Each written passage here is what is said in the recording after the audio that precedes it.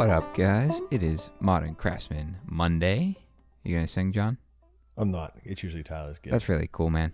Anyway, unfortunately, Tyler's not with us this week, but we have Ross Trethewey, Te2 Engineering, son of a plumber. You may know him, but he's got an incredible insight into the way we live in our homes today and the things that are important. We go down probably, I don't know, half a dozen, maybe a dozen rabbit holes. All good ones, though. And everything from air quality to really understanding I'd say what makes us tick in this building industry. It was a good podcast. It really was. You made a relationship to the ancient pyramids and how they passively heated. Why today is that? Why does it seem so far-fetched? Like everything has been simplified into these systems, and we're not, wherein we really could be designing a home that doesn't need these elaborate systems. Well, I mean, there's a bunch of reasons why. So first, we can't utilize some of those for air quality reasons. Buildings are tight, so if you've got, you can't have open combustion gases flowing up through a building. If it was leaky and it was designed, back in the day, you could do something like that. But so for air sealing reasons, for efficiency reasons, for safety reasons, for precision reasons, and, for all these reasons, I think the old, ways of heating are probably not good enough. But there's things that we can take from those systems back in the day. That we can use, conceptually. It's also like some certain towns are really congested. So how you position a house isn't always optimal. So, I mean, trust me, I think, Nick, you've nailed it in the head, is that I do think more builders need to, a lot of people need to learn execution. Mm-hmm. And that's a long, long journey for a lot of people. And then it becomes a thoughtfulness of how it gets built and the efficiency of it and how it has a soul. And that's what we're trying to get to it. But for a lot of people on this journey, it's just getting to the finish line. Right. And a lot of clients, we all talk about it, is the AV guy gets paid, the alarm guy gets paid, but, some of the other people that are along the line don't get the same, value that everyone else does. Mm-hmm. I feel like, and Ross, like your market and like primarily your clientele is in that higher end residential world, and it's like you and I have talked about this, and it's like, how can we bring this to the middle class? How, like, what, there's been, I feel like I reach out to you or someone on my team reaches out to you all the time, even just like as a consultant, right? But I feel like even on some of these more simpler projects, it's still necessary to do the due diligence, where it's like, John, to your point, like a lot of times people are just building to get to the finish line, and they're throwing a system in and not knowing whether or not it's adequate, what it's going to do, what the cost is going to be behind it. They're just, as long as they pass the HERS rating, then they're good. Dude, but for so often, it was always checking off a box. When I got started, it was like guys would they wouldn't even do a calc. They would just be like, that's a 4-ton house. And it would just be like, it was like I said before, it was always just checking off a box, meaning you just need it. It's like plumbing. How many times have you talked about, do you want your stack to be cast or do you want it to be PVC? Right. That sounds ridiculous to so many people. Mm-hmm. That's right. Yeah, I mean, well, first off, the process has changed a lot over the years. To John's point, it used to be a guy looks at it, says it's a 4-ton house, it's a 5-ton house, never does a low calc, never thinks anything else of it, and it was all low bid. Now, what people are starting to realize is that if you did a poll across the United States about people that are comfortable in their houses, the latest poll I saw was either 7 out of 10 or 8 out of 10. So either 80% or 70% of the people in their houses today are uncomfortable. It could be for a variety of factors, could be for a variety of reasons. But partly it's because the project doesn't have a plan. And if you're, not planning, you're planning to fail, right? So it's just that simple. Like if you're not thinking about the systems of the building when you first embark on a project, you're screwed. You're never going to have an efficient, comfortable system that everyone's going to be happy with at the end of the day.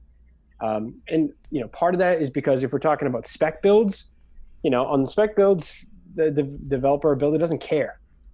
Just meet code, check the boxes, and move on.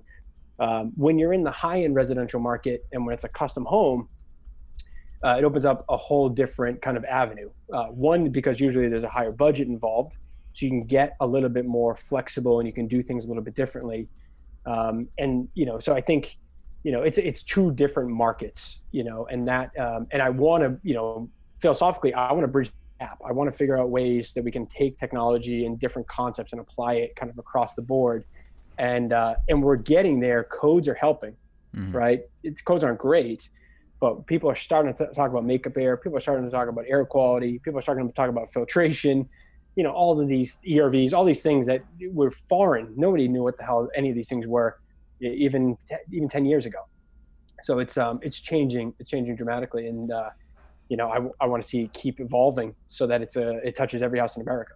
And that's where that's what I really pride Ben, who was on our podcast, just a few episodes ago, and he was an architect and he was working for Zero Energy Design, and basically working for the upper echelon client, and that was a big reason why he left that firm, is he wanted to be more obtainable, more affordable, be able to make a bigger impact in the world rather than just designing really fancy homes. And but one thing we missed about that podcast that I regret not talking about is he did what most never get to do, and is he found financial stability, and it gave him the ability to then do whatever his gut and his soul wanted him to do. Sure. It was an amazing podcast, but in the back of my head, it was like, yeah, if I created with a bunch of my buddies an amazing architecture firm that went through the roof, and they decided to walk away, and I also created a website that people could buy drawings from for an alternate income. Yeah, and the social media influencing aspect of it. Yeah, and then I decided to go make concrete tables and videotape it on YouTube. Like it just, most people. I get, and I'm not going to diminish that. I guess my point is that what he's trying to do, and he's trying to bridge the gap, like Ross, you just said, is trying to, and I think we're all doing that with education, right? We're all, you have many parts in education across different media platforms, and educating the consumer, the end user, and other, in other pros, and really taking the time to explain this stuff, because, I think, John, you probably agree that most guys don't get into this stuff because they don't understand it. It's like, I don't know what an ERV is, so I'm not putting it in. Right. But it's foreign. It's foreign to me. I'm staying away from it. And I don't have time to learn it, right? In many ways, because everyone's so busy nowadays. I think a lot of GCs lean on their subs way too much. Where it's like, that's my HVAC guy's domain. Yeah. Just like there silos. That's his thing. As long as it works, and if it doesn't, I'm going to call him. Yep. I feel like that. HVAC is a perfect example, because I feel like that's always, even in specifications, it's like HVAC design build with contractor. It's like specified that way, and it's why isn't this being thought out ahead of time? And John, you make a good point about the density of homes and not being able to position them and utilize that. But I wonder if is the product of us not even considering those options, because we did become so dense in home population that it was so often not an option that we just decided to forgo it and say, let's just find a system that can be used no matter what, no matter how big the windows are. Where it's like in modern architecture, especially now, it's like windows are getting much larger, and typically, I think, at least from my eyes, you're seeing more passive heating and considerations and engineered heating and cooling when you get into these larger scale or even just more modern architecture, because they have the ability to utilize solar. It's usually the opposite.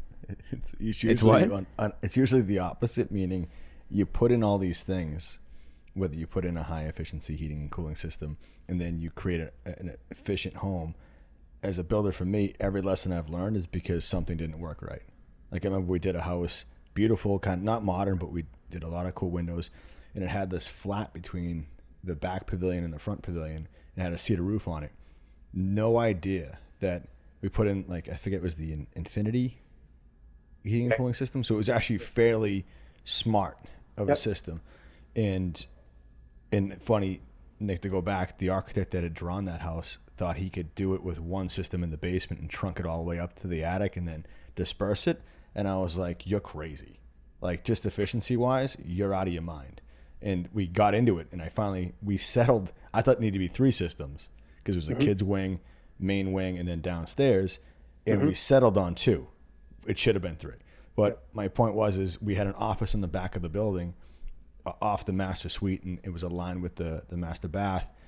The sun would come off that roof that was in the back and go right into that office with blasted. And it was no matter, we even put a thermostat in there. There was no way to balance that room. And it's like, Nick, that was close-off foam. That was the whole cat's meow. And it was like, and you can put it in your specs that it needs to be within 2 degrees. This thing was like 15 degrees. And this guy was like, anytime I want to work from home, I can't. I built a brand new house, and it was, so we ended up putting in like a booster fan so that one trunk line would then be able to airflow. Yeah, so it was like this crazy thing. But my point is most of the time, like, you put these big windows in, then you're like, the flooring stain is fading because it's getting so much sun, or it's getting too much solar heat gain, that you're actually trying to eliminate these things that what we would use back in the day, or not me, but passive thinking would use that. And we're just like, wait a minute, get a optimized, like, automatic blind to get rid of that. Right. Yeah. Every single project we work on, we energy model the building. It's like, it's 101. We always start with energy load. And so we know exactly what every single room needs for heating and cooling energy. It's that simple. Like, so we know heating, cooling, and ventilation for every single room throughout the entire building. And that is a function of everything that's going on inside that house. So it's the walls, it's the windows, it's the roof, it's the floors, it's the internal gains, it's the appliances, it's the window U value and solar heat gain coefficient. It's all of these factors of the thermal envelope that gets, basically thrown into a model at your peak winter and summer conditions. And then from that, we know exactly how much energy we need to provide. And then, to take it a step further, people don't realize this, but the house is dynamic. The sun shifts throughout the day. People move in the house throughout the day. When you have this type of dynamic environment, it's not like you can put one thermostat in one location and make sure that you're going to have comfort for that entire volume of space. It's just not doable. And you don't have a thermostat that follows you around, right? At least not right now in most houses. So it's like when you do this kind of, modeling, and when you do these kind of systems, you have to make sure that you have dynamics factored in. And that is now easier than ever before because you have ECM variable speed air handlers. You've got inverter compressors. You've got modulating boilers. You've got, modulating furnaces. You've got all of these tools that you can now apply to the house to actually get those dynamics, solved, right? And people always say, put one unit in, Johnny, your example of the Infinity system, you can put one system in and you hope that you're going to get it right. But, in that example of the back office, there's no chance in hell you're going to get comfort solved in that project without having, the right amount of systems and the right amount of zones. It was, just to think about that project, I've thought about it quite a bit, and it's really put a stamp on me going forward, meaning the master suite was above the living, family room, dining room area. That's the master suite with the office and that. The other kids wing, which was 3 bedrooms, 2 baths, was above the garage. And yeah, the garage could have had a supplemental heater in there, but it totally hits the elements differently, meaning it's the garage. Who knows if they leave the garage doors open? We did close cell phone, but it still means that you don't have a conditioned space below you. And what we found was having that one unit on the second floor that was then distributed across, and it was a thermostat in the kids wing, thermostat in the master, that when it was the dead heart of winter, there was a time where you could not get, like, that would need the heat to call, but the master was still comfortable where they would almost like to sleep cool. So they'd want the AC on to kick on for like that 2 degree spin down low. So they like to sleep cool. in that system, even though it was one of the elite at the time, this was probably 7 years ago, it couldn't, I literally had to tell them, we can't do that. Right. Like, you can't heat and cool on the same unit, even though it's two different zones. It just wouldn't happen. It was just like, God, man, imagine if we had done one system. I was like, thank God we got part of it, but we still didn't do it right. And I had to say to him, I go, we can still chop this apart and put another unit above that attic area. Mm-hmm. But it really sticks with me quite a bit that when you really think about it and get into it, it can, to make it right. It's, yep. But Ross, what you just said, like so many crazy things that like I have two that I'm like spinning in my head right now. Well, I just wanted to say was like, what's the simple thing? Like I remember when I learned when I was younger is like, hey, can't put a thermostat in the kitchen because of the stove. You can't put a thermostat on the wall that's the opposite of a fireplace just because it's going to get lit. And then like one of the things I found later on is we used to have HVAC guys that put the thermostat, and I'm saying this just because of my knowledge, in the hallway. And then at night, everyone would close the doors. And then the rooms would heat up and the hallway would be conditioned because it would have returns in it, whatever else. And that forced us to evolve to have returns and supplies in every bedroom. And then you'd have to think about where you put that thermostat. If the sun rises on that side, do you want to have that actually hit that room first for your heating and cooling? But what's the cliff notes for somebody that's not going to be able to hire or afford you that can then help create a better system for their homes? Oof, I mean, there's a lot to tackle in that question there. I mean, I guess I'll hit on some of maybe the bigger items that I can think of. First off, you need supplies and returns in every room, right? And especially in bedrooms where the door is going to be closed, for throughout the entire night. People always say you can undercut the doors, you can do all this other stuff. It's not really going to work so well. You could put transfer ducts in. And that's going to help a little bit better, but there's nothing better than having a dedicated supply and a dedicated return in every bedroom throughout the house. Real quick to interrupt. Transfer duct. Sorry. Yeah, transfer duct, jump duct. Yep. Just to dig into that, we're talking a basically rather than undercutting the door, you're putting a register in the ceiling or somewhere on the bedroom side, and then in the hallway side or wherever that return might be. So when the return's sucking air out of the hallway, it's pulling it also out of the bedroom through that. That's what you mean by the transfer duct. That's right. Yeah. So you're giving a path for the air to get back to the central return, typically in the hallway. And so the path to get back there is with this jump duct or transfer duct. And it's basically just a register on two sides, one on one side, one ceiling, and one on the hallway ceiling. It's just like which is an option rather than undercutting the door. But from an acoustic standpoint, it's not great. Right. Like, a lot of people complain. It's like, yeah, I shut the door, and then it's like I'm talking, and it's coming through the ductwork. Right. But it's also like, yeah. Good. I was saying back in the day, like down in Louisiana, they have window transoms over every door, and that was kind of to help that circulation. Mm-hmm. Yeah, Florida, you see jump ducts and transfer ducts all over the place. It's like very common central return with an area in there. I know. That's like crazy talk. No, so that is not. So your best bet is to get a supply and return in every bedroom. If you can't do that, it's a transfer duct or return duct with a central return as your kind of plan B. Yeah. Does it matter where the return duct is? Up high, down low? Because I've gone back and forth on this over the years. Yep. So it depends on what climate you're in. If you're in a heating dominant climate or if you're in a summer, down south or up north, basically, cold climate or hot climate. The typical way to do it is if you're going to do, let's say, floor supplies, I would do a high sidewall return on the opposite side of the room. If you're doing ceiling supplies, you want to put a ceiling return on the opposite side of the room. That's typically the way you want to do it. In some cases, you might want to put I've done neither one of those. So out of all the choices I've had to do, I've screwed it up, I guess. No, so it will work in a bunch of different ways, but typically what you want to do is you want to hit the perimeter of the building with your supplies, right? And so where the loss is. Where the loss is. And so in a perfect world, if you were a hot climate, what you want to do is you want to get the cold air, you want it to blow out of the register, and that air coming out is cold. So you'd actually rather have it come high and drop down from the ceiling and blow cold air over the windows and let it get pulled across the room. And you want to have a ceiling return on the opposite side of that room to pull the hottest air off the room to bring it back to the AC unit to get cooled. Right? Does that make sense? Yeah. In a heating dominant market in a cold climate, what you want is almost the exact opposite. You're heating most of the time, so you want the air to be blowing low. So you'd prefer floor supplies coming out. The warm air is going to come across, but the key thing is to bring the air across the room. And you got to start with the window washing. You got to start with the perimeter supplies, hit that and bring it across the room. So that's fundamental 101. Supplies at the perimeter, return on the opposite side of the room, and we need to make sure that we have both a supply and a return at minimum in every bedroom, and ideally every room with a door.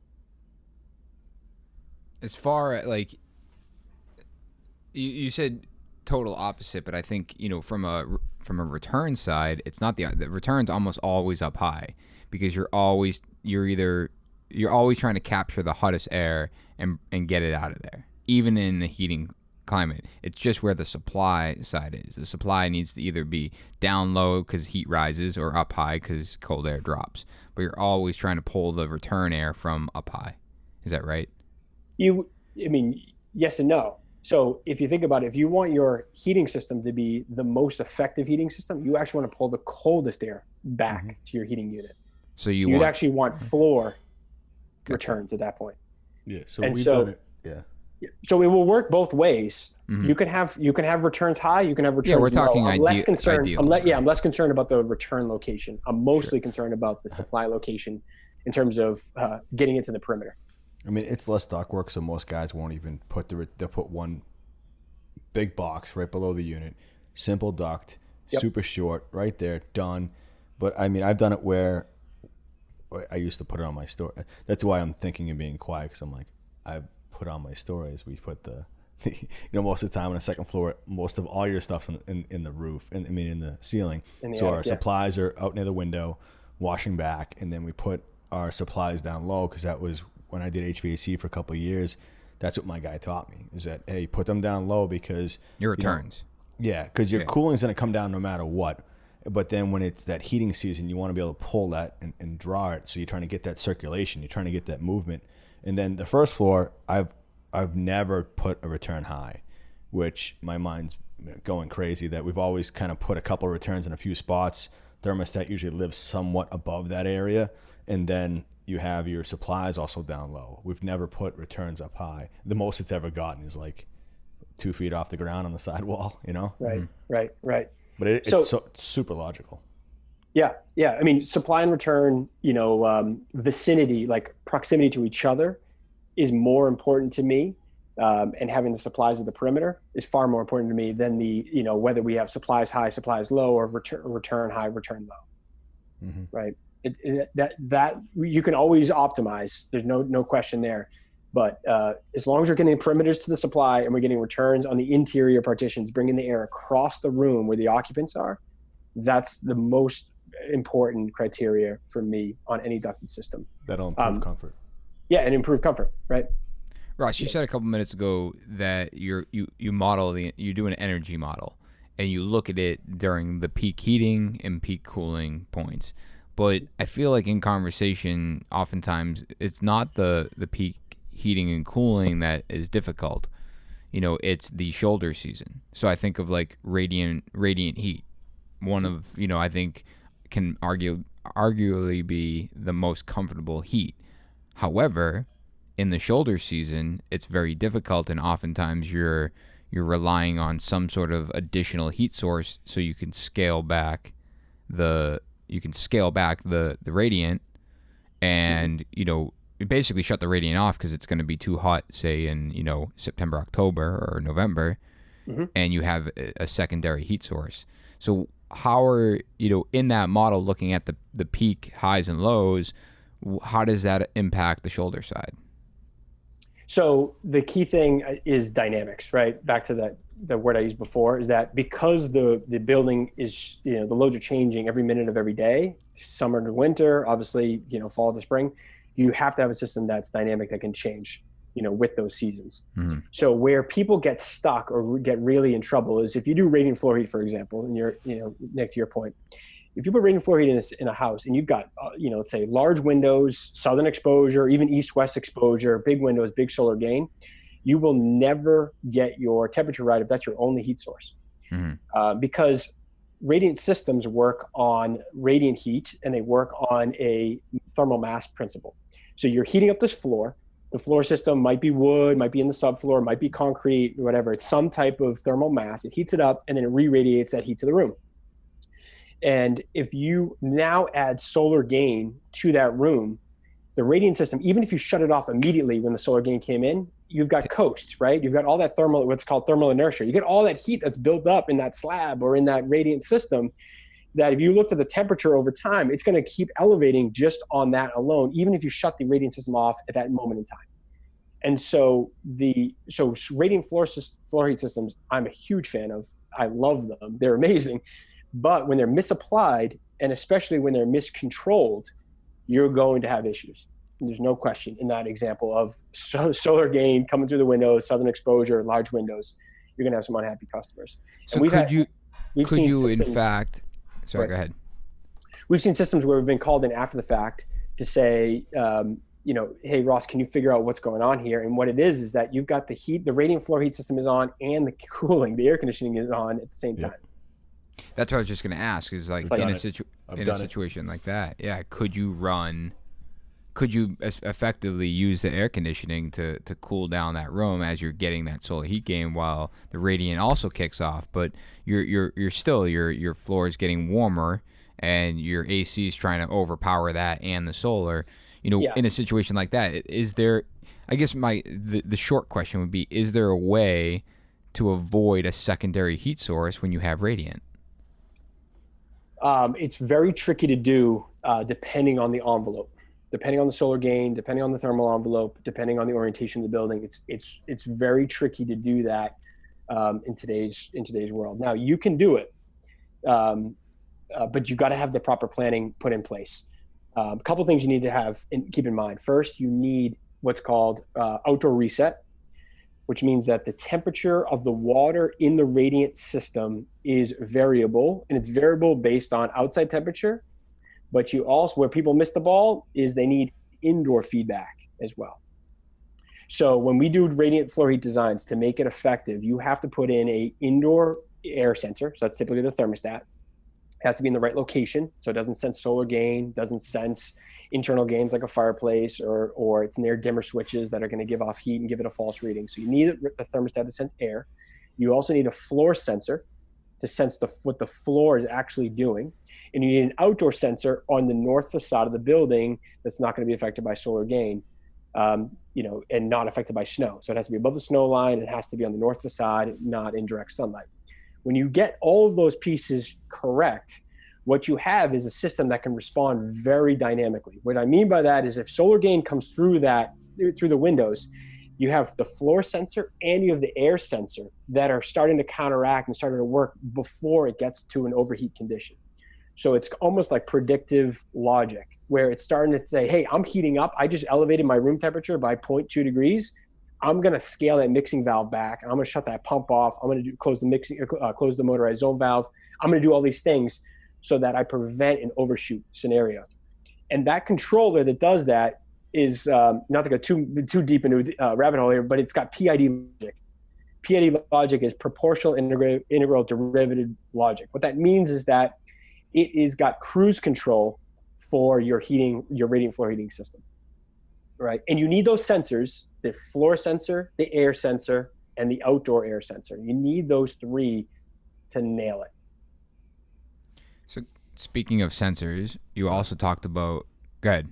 No, my mind is racing to the same house that we screwed up the second floor. We had radiant in the John's like, I need to make a couple phone calls. No, this is exactly the conversation I want to be having, is that we actually didn't have an issue with the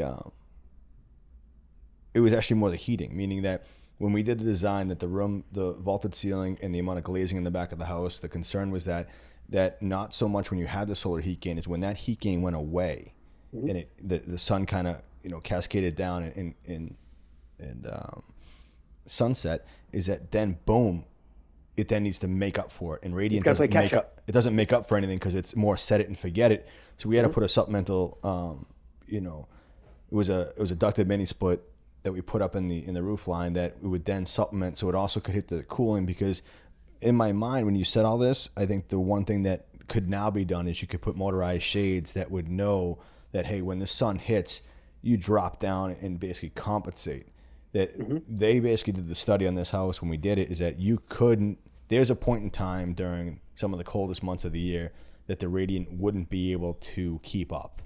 So we had to put a supplemental system in that was, you know, I don't think they've ever used it, because this is the same client that, all said and done, all this thought process, they would leave the windows open in the middle of December. And you're like, dude, what's the point? Right. We put in all this climate control. All this crazy stuff. And it's out the window. It's out the window. And it's the same thing, even upstairs. So it's, but I just one comment about radiant. I've done pretty much everything. I'm sure Ross has done more than what my level of everything is.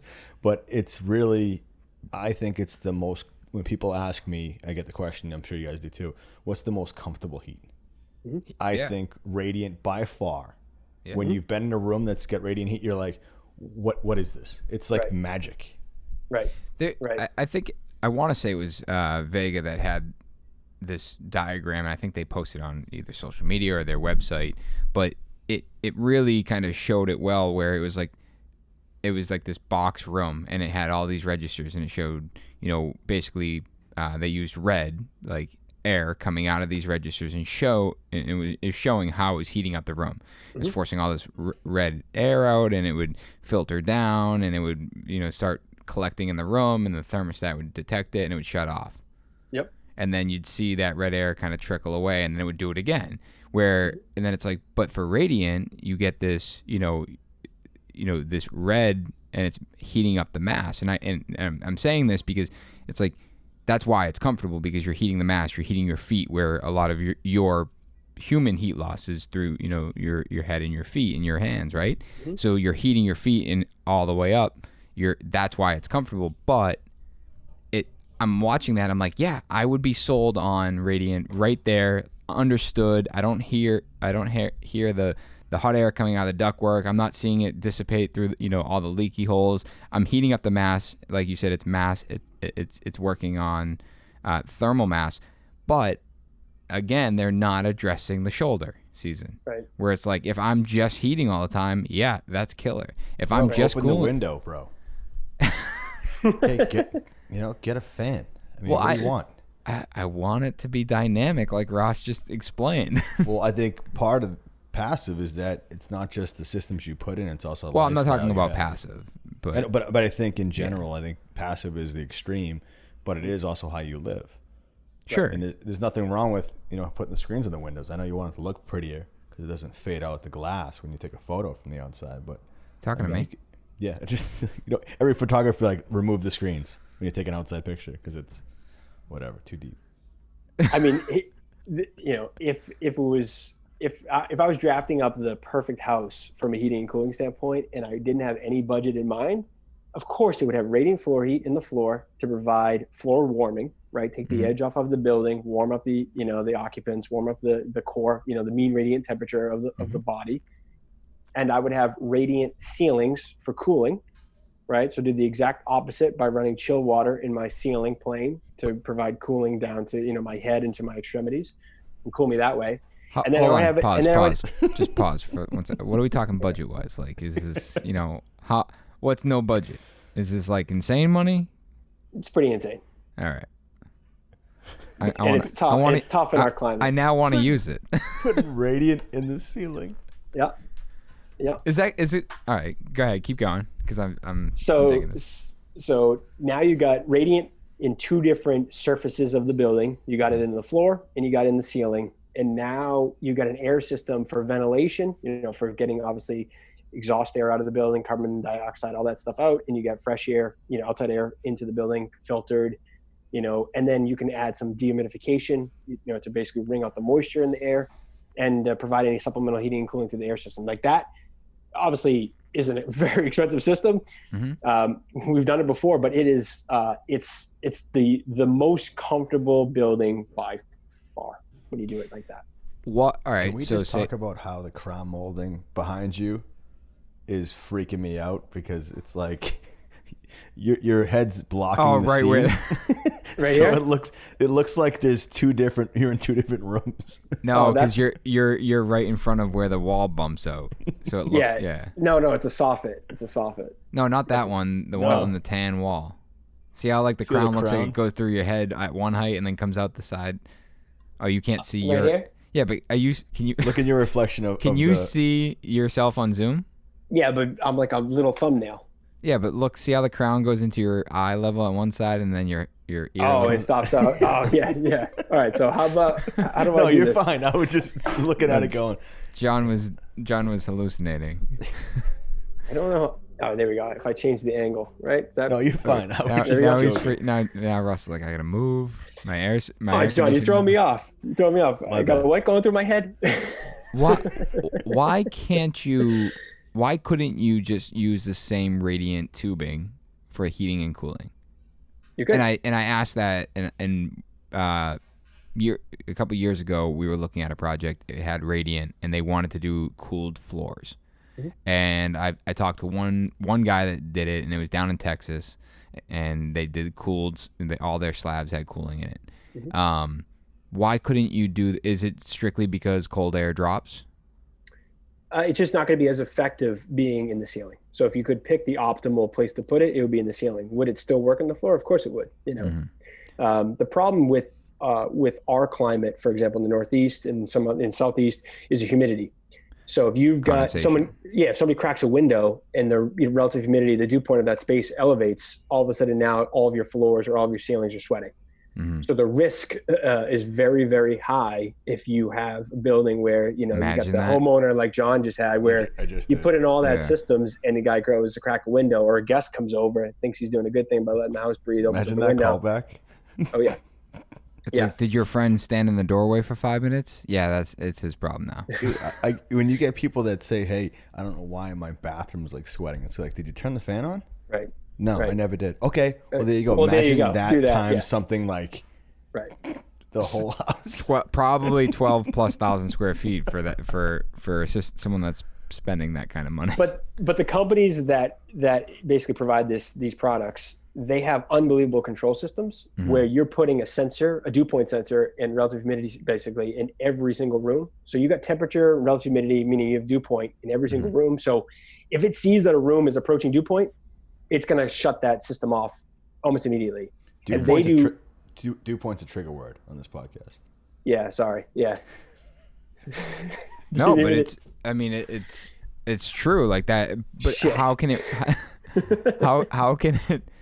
react that quick?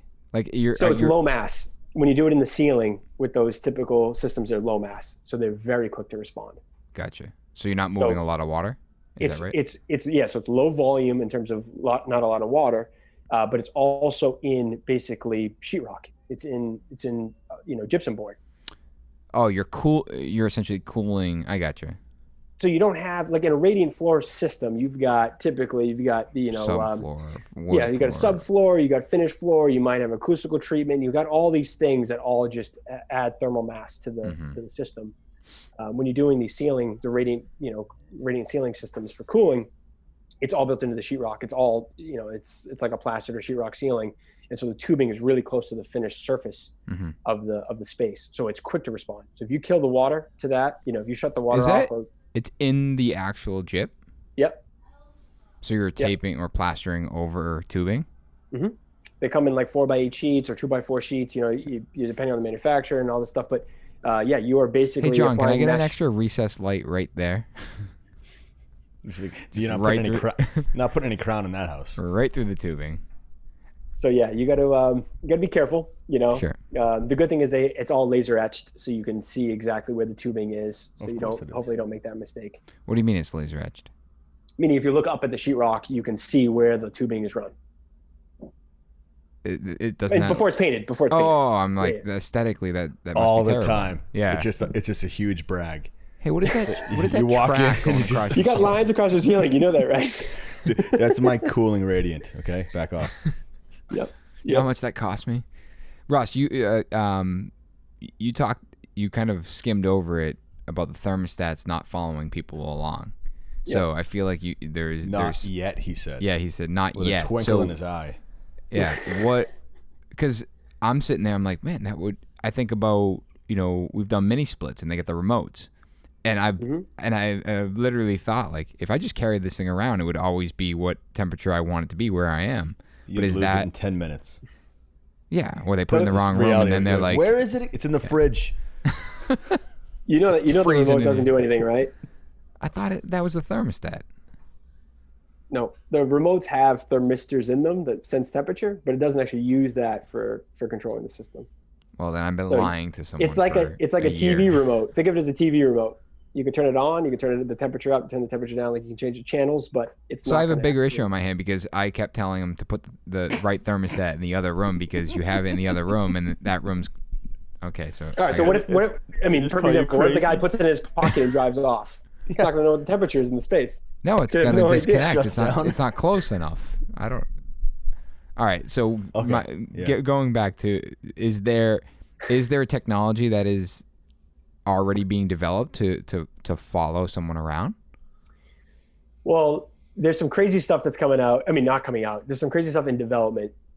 Like, for example, there's one product or one concept that's coming out of MIT. I feel like you should whisper right now. Oh, yeah, maybe I should. Something special coming out. There's something coming out of MIT that might be 5 or 10 years away. Oh, that's so far. It tracks motion of every person in the building at all times. It knows exactly where you are. And so it can then relay the temperature of that space to the thermostat to tell the system what to do. That so seems stuff like so, that. But that seems so complicated. Why couldn't we just? Couldn't you just have a wireless thermostat that was like a credit card that went into your wallet, and it's like a credit card, and you walk around and it's like, all right, he's in the kitchen. Let's kick the kitchen on. So the tricky part about wireless thermistors is that they don't work so well because when you put them in your pocket or you put them in your backpack, you're not sensing the actual room environment. So it becomes a lot more challenging that way. But there is, like Ecobee, for example, they make a wireless thermistor. It's a remote sensor, battery operated, and you can put it on the shelf. You can put it on your kitchen island table. You can put it wherever you want. You could literally move it around with you if you wanted. You could also scatter them around your house, and they have motion sensing built in. So it's a setting called Follow Me. So to just pick on one, like literally wherever it sees motion, it's going to use that thermistor, that remote sensor, to basically tell the HVAC system what to do. And that's kind of kind of an iterative step over the traditional thermostat that just sits on the wall. Yeah, I think even like your phone, where it's like Nest. Do they have the same thing? Oh, they do. They do sense. One. Yeah, they do sense. I guess. So like when you in walk my by old it. house, like I can't. The thermostat where it is, like it's crazy. The thermostat for my second floor is on the first floor. So well, that's your first problem, John. No bueno. So I went and got the Nest. Did the little remote sensor and put it upstairs where that's actually out of all the rooms upstairs is one with a much larger radiator. So we put it in that room because it seems to overheat at the night. So we're like pop in. That solved a lot for us. And even still, like let's say we screwed up on a home and we put the thermostat, let the HVAC guy put it in the front bedroom, that gets solar heat gain. We can put that sensor in the back, which we've done for no popping any holes, no doing any of that. They're stuff. wireless. Yeah, and it just you basically pop it on. It's nice. I mean, I think Nick, you went out and saw Jason from Artisan Signature Homes, and he had what'd they do? I don't even know what it was. Basically, there was no thermostats. There were just sensors in every room that went back to this kind of relay of a wall of thermostats. That's what we did. That's what we did, Ross. I think on our ComAv project, right? We did the wall sensors, and all the thermostats are in a closet. Yep. And they all go back to that, and that one we did radiant. But was that done for aesthetic, or was that done for efficiency? Aesthetic. Yeah. Okay. Yes, we do that. We do that a lot. We do that. Let me go back a step. So in a lot of our projects, we do radiant floor heat for floor warming, and then we do an air system for basically supplemental heat, cooling, and dehumidification. And so when we do that, what we often do is have two separate thermostats, but one thermostat we hide. We put it in the basement mechanical room, and that just does the radiant, because people don't understand how radiant works, and you don't want the client fiddling with the radiant thermostat. If they start turning things up and down, not realizing what they're doing, it takes 6 hours to reach set point. They come back to a house that feels like a sauna, right? So quick story on that. We years ago, friends of our friends of mine, we rented a ski house, and they had radiant in the home, and it was cold when we got there. And the guy that owned the house showed up like 6 hours later and was like, "What the F are you guys doing?" It was 90 degrees in the house, and someone had walked in and hit the thermostat and blasted it, thinking, "Hey, let's warm this place up." Yeah. And everyone wants instant gratification. Yeah, right? and it was like we couldn't. He was like, every window was open, trying to cool the place down. Oh yeah. So yeah, the guy's like, "My fuel bill. Yeah. It's crazy. What are you guys doing?" But yeah, I rented this place for $200 a night. I'm losing money by the minute. Close those windows, turn it down. So yeah, radiant works slow. People don't realize that. Radiant floor heat is an amazing way to heat a building, but it works very slowly. So you do not want people fiddling with the thermostats. So if you do that indoor feedback like I was talking about with outdoor feedback with the floor sensor, put the sensors in the wall, embed them in the wall, embed them in the floor so you don't see anything. Put the wall thermostat in the basement. And then that way you kind of set it and forget it. And you might have to do a couple, if it's new construction or the first time going in, you might have to do some adjustments in the very beginning of the first, season. But after that, it's going to just be a perfect floor warming system that is dynamic and moves, obviously, and moves heat around in the building based on orientation and solar gain. And then what the homeowner sees on the wall or with their app on their phone is the air system. And that's where they get the fine tuning to say, "Hey, I need a little bit more heat in this room. I want to be a couple more degrees warmer or colder." That's where they can tweak it. And so we give them access to the air system, but we take away the controls from the radiant system. And that's what we do on most of our projects. That's smart. And it's it's a simple thing that we that goes a long way. So what ends up triggering the radiant to shut off? So because you have that indoor sensor, and because you have that floor sensor, and you have outdoor sensor, you have 3 ways that you can kill the radiant system. So either the outside temperature gets too warm, I get you. So it's totally or the indoor automated. system, indoor system senses the feedback that the room is approaching too high of a temperature, or your floor. The floor is getting too hot because solar gain's coming in, heating up the rug or heating up the floor, and it kills it that way. So you got to do those 3 ways to get a radiant system to be controlled appropriately. Mm-hmm. Super important. Yeah, I think I keep thinking, like, I didn't realize that ecobee had all those sensors, like the wireless and even Nest. Like, I know the Nest on the wall has the motion when you walk by it. Like when you're not in the home for a while, it shuts off, goes on to eco mode or whatever, right? Yep. But if you said it. Yeah. Yeah, I can't tell you how many times we've turned all those functions off on projects. Yeah, my father called me. He's like, "I cannot stand. Every time I come home, it's in eco mode. How do I shut it off?" I'm like, "It's right." Just not a fan. I mean, Nest has done a great job marketing, and it's a good thermostat for a traditional system, but it doesn't do radiant well. It doesn't do any kind of complicated systems well. It doesn't give you any fine tuning capability. So I'm not I'm not the biggest fan of Nest. I'm much bigger fan of ecobee, and much better fan of Techmar. Well, you and I talked about, were we in Florida? Was it Florida? Vegas. Yeah. We're at Nick's his gig at Jeltwind. Oh. And, you were doing your spiel, Nick. Yeah. We were paying attention. We were. The first one, not the second one, right? and I was like, at the IBS show. Yeah. And I was frustrated that, indoor air quality, you had to have a separate like FUBOT or something like that. And then you broke my brain with the whole ecobee. I call it ecobee. Ecobee has that sensor built in. Because we were like, why does it not communicate to the HRV, blah, blah, or bring in fresh air? That's kind of the home run. Yeah. If you're talking about whole house integration systems for thermostat control, and when I say thermostat control, I'll say comfort control, like thermostat, meaning controlling ERVs, controlling dehumidifiers, controlling humidifiers, controlling heating, controlling cooling. There's really 3 manufacturers that we typically settle in on. One is ecobee or ecobee. One is Techmar, and one is Honeywell. So those are the 3 huh? Those are the 3. Well, Honeywell has some brand new thermostats that they've branded under Residio, kind of like their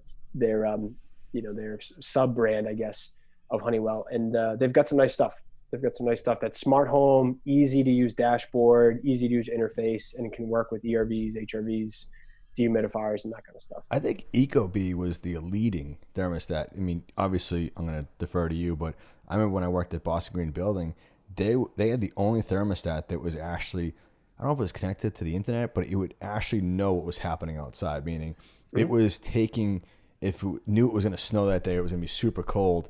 Your thermostat knew, it almost was paying attention to what was happening outside. And for thermostats at the time, that was like foreign land. Yep. Ecobee, I think, has been the kind of market leader over the last 10 years. They're the ones that came out with the first remote sensor that was wireless. They're the ones that are kind of pushing the boundaries. And I've used all the thermostats, and if I had to pick one right now, it would be the Ecobee. I think that's the best one. They've got all these quirky things now where you get Alexa integration. You can do all these other, it's got a speaker built in on the new one. So there's some cool, kind of more gimmicky than anything else, but I guess added selling features on a thermostat. But yeah, their system is great because you can check local weather data. It pulls in all the local weather data for predictive analytics. It gives you a home dashboard, IQ report, so you can track run times and all those other things. As a contractor, it's great because you can have a dashboard with all of your systems installed. So you can check in on the system remotely from your desktop. You might even have an alert before there's actually the homeowner even knows there's an issue. Yeah. So there's some cool kind of features on the back end that a lot of people don't know about. What kind of alert would you need? Like what is it tracking that a contractor would need to know? Well, for example, let's say there's an alert that the temperature on the second floor went above 80 degrees. Right, homeowner happens to be on vacation or whatever, or the temperature went on the first floor or whatever, and the basement went below 45 degrees. Like that low temperature alert or high temperature alert is powerful, especially for someone that's not home. Yeah. You could see they'll send you alerts like runtime, like your compressor has been running 30% more this month compared to maybe last June or whatever. So maybe the coil is gunked up, maybe there's other things going on. So it's good for preventative maintenance. These analytics, these analytics are getting better and better over time. Didn't they also text you or email you that your filter needed to get changed? Yep, you could send filter reminders. Yep. Yeah, like it's such a smart system that it was, but the fact that you can check your air quality was like, all right, changing gears. Wait, so you just, I think you glazed over that, but it's not controlling the ERV, right? It's just monitoring the air quality, or can you actually have it control and ramp up the ERV up and down? No, so the Ecobee can take control of the ERV.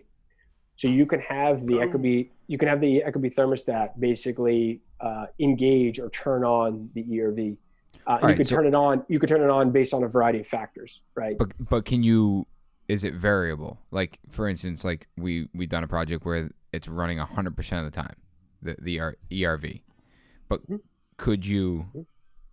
All right, say we were running at 50% of the time, right? Could it read the air quality and then say, hey, we need to ramp this up to 75 or 100%, or is it more of just on and off? So it's typically on off. Okay. So basically, the Ecobee says, all right, I have a call for ventilation. It's going to engage a contact. That in contact is going to engage the ERV fan and turn the ERV fan on. And bro, so if your ERV is running constantly and your indoor air quality is still junk, you got problems. Right. Oh yeah, Like, I'm just saying. You got bigger issues at that point. Yeah, totally. Well, I mean, there was I forget who it was. I think Reisinger did a video when we were at the Builder Show, but there was one of the companies that was coming out with a smart ERV that had a controller in it that would basically, monitor the air quality and adjust the runtime and the speed accordingly. But it was this big like secret reveal, and it wasn't coming out for multiple years. So I've been, and it's funny, John, after that show, we talked about the Foobot again. I tried to order one, and you can't get them. They stopped making I got an extra one. I bought one, and they sent me two. Will you ship it to me? I'll give it to you. We're in masks. It's a pandemic. We should be doing this live with masks on because all three of us are in. Touche. Hold on, let me give you some inside scoop here. So first off, Foobot makes the best residential air quality monitor, but they don't make it anymore, and they're actually revamping it and changing the design. Right, aren't they? Didn't they partner with someone aren't they like linking into the ERV market? I don't know who they're like partnering with. Okay. I don't know the backstory on it, sure. But I know that they are coming out with a basically a device that's going to be residential and commercial. So it's going to do both. And it's also going to have a contractor dashboard. So so just like this, that could be probably publicly traded, right? Okay. Yeah. I didn't know if it was private, because if we should buy into that. Should we buy stuff? Let's pause real quick. Let's buy some stocks. Everybody. So, but here's the thing, and I have a food bot in my house. I love it. It's great. And those types of devices can kick on the ERV when air quality suffers, right? If you have one. If you have one, right? Or just kick on a bat fan. I have a food bot in an old house. So you can kick on a bat fan. Just stay out of that room. Right.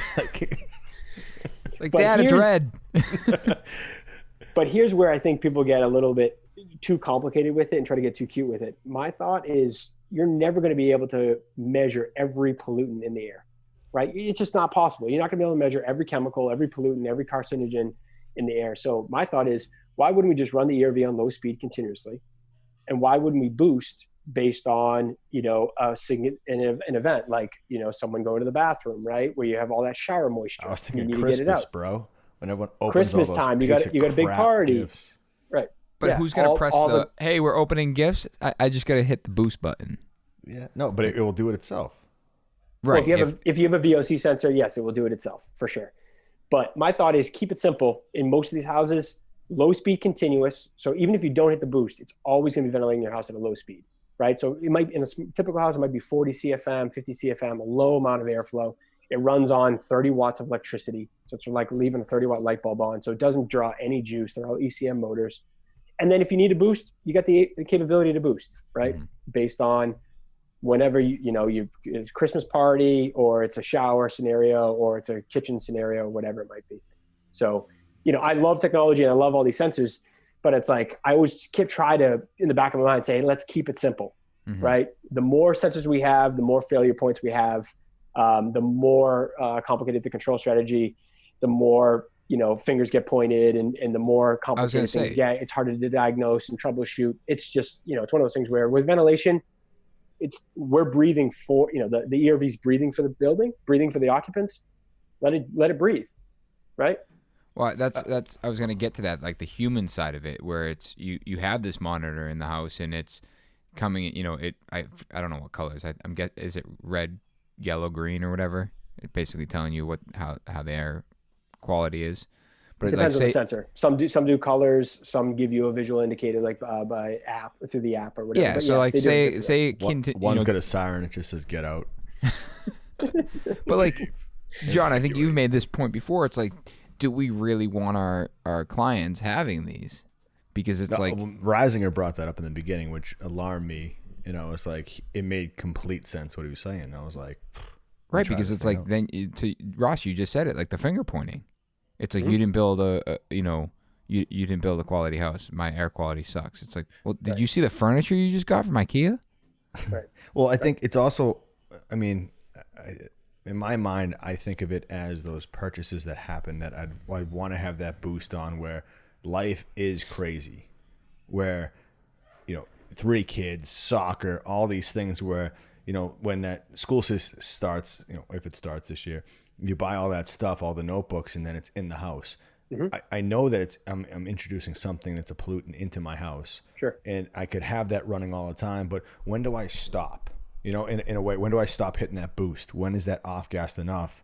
Where I would like to have something, if anything should be smart in my head, with the way I think about it, is that it should be that, meaning, can someone please keep an eye on the air quality in my home, especially not for us because we're older, but for our kids, that this is something that is definitely worth to have that smart capability. Right. But here's the thing. If you're tracking VOCs, right, volatile organic compounds, if you're doing that, that's only going to get you into some chemicals. It's not going to get you all chemicals, right? So then you could say, all right, well, if you get a VOC sensor and you run your ventilation just on VOCs, that's great. But what if you have a radon problem, right? What if you have a CO or CO2 problem? VOCs do not show up on that radar screen. So, you'd have to go to a crazy level of scientific instrumentation to get a sensor pack that gets you all of these, or the majority of these chemicals that we know are harmful to us, to capture them all to then run your ventilation system. So my thought is, instead of spending all this crazy money on controls, just keep it simple, run it continuously. But I do think that with, you made an absolute perfect point, but I think radon is its own animal, meaning it shouldn't be dedicated to an ERV or HRV or some sort of supplemental ventilation system. It should be its own dedicated thing below the slab. Right, but what about mold? What about those are? I think there's also extremes. I think. Do you think that mold? It's a great conversation. Mold happens occasionally when something goes bad. But I think what people introduce into their homes, especially with how many Amazon drops do you guys get a day, a week, a month? Yep. I think I'm thinking of that type. Everything you said is absolutely credible. I think a lot of those things, the radon and those things, all happen. Like even using your bathroom with moisture, that stuff it should have its own systems, or a sense of that when you're in there, it turns on for 30 minutes after you lift. None of these things are right. No, there's not a house I walked into that the fans left on long enough for the bathrooms to ventilate. And, HRV is running when it should be. They have no idea what they're looking at with the little, running meter. All these things are done incorrectly. And I think that they do need to have their own individual things. But I do think that something that is incorporated every day that we do, whether it's new sneakers, new mattress, whatever it is, that we've been neglecting for decades, is something that we could easily implement with an Ecobee and an ERV. Yeah. ERV solves a lot of those problems. My thought is that we're never going to capture every single chemical and every single pollutant, whether it's mold, whether it's carbon monoxide, whether it's carbon dioxide, whether it's particulate matter, because someone left the stove on. PM 2.5 is usually one that people talk about. Regardless of what the chemical or particulate or pollutant is, I just say, hey, let's play it safe. Let's just run it low speed continuously. Let's take the controls of that out of the hands of the client, just like the radiant. Take it out of the hands of the client so they can't adjust it, right? So you're always doing low speed continuous, just like the radiant system is being controlled behind the scenes. Set it and forget it, but you still give them the manual boost. If they're not happy with it, they can always manually boost it, and you could set the delay break timer so that they boost it. You could have it run for another 20 minutes. You could have it run for 40 minutes. You could have it run for 6 hours. You can set how long you want it to be in boost mode. And, that to me is kind of the best balance between simplicity and, air quality. I think you just dropped the mic. Did anybody see that? Yeah, no, it's like John said, it's a good conversation because it makes a lot of sense to take the control out of the homeowner's hands, right? And I appreciate that, but I still wonder, to John's point, it's like having all these separated systems, but still being able to monitor it, where it's, there's like, all right, going back to your unlimited money radiant in the ceiling, in the floor, everything out, right? Oh, here we go. Yeah, no, but can't you say you can't, we're never gonna get all the chemicals out of the air. We don't even know what chemicals hurt us, right? We're still learning the science. Fair, yeah. Still trying to figure that out. But it's like, the easiest approach is just, hey, let's set the ERV and have a boost when they want to manually boost it. But the more complicated answer would be, let's stop. Even before the mechanical side of it is obviously building with better materials, right? Oh, bingo. Right. Yeah. Like we have to let's bring this all the way back to like step one, like building with better materials and being more, again, thoughtful and like really thinking this through and what are we building with. And that is like probably, I'm gonna say, one of the last things people think about. Mm-hmm. Like in the grand scheme of building, like in all the builders, it's probably very low on the list. We some of us deal with clients that's very high up on the list, mm-hmm. and it makes everything more complicated. But in a lot of ways, it's like, why isn't this more important? Because at the end of the day, Ross is coming in and designing this complicated ventilation system to counteract the products that we chose to put in the house. Bingo. Yep. I think that, Ross, the point of carbon monoxide and radon, those are two deliberate things that harm us. So like, I don't know if I would let the Ecobee sensed my carbon monoxide levels and then kicked the ERV on. I still think I want the fire department notified. No, you're still in carbon monoxide sensors and smoke detectors. Yeah, I'm with you. And I just think that those are the priorities. But I also think there's a lot of people here. The point I was thinking of when Nick was talking, that I was trying not to cut him off, was that I think that a lot of people don't have radon tests in their homes and don't know what the levels are. And if they've done it, they did it when they moved in, and they haven't done it in 10 years, and they don't know if it's changed. Right.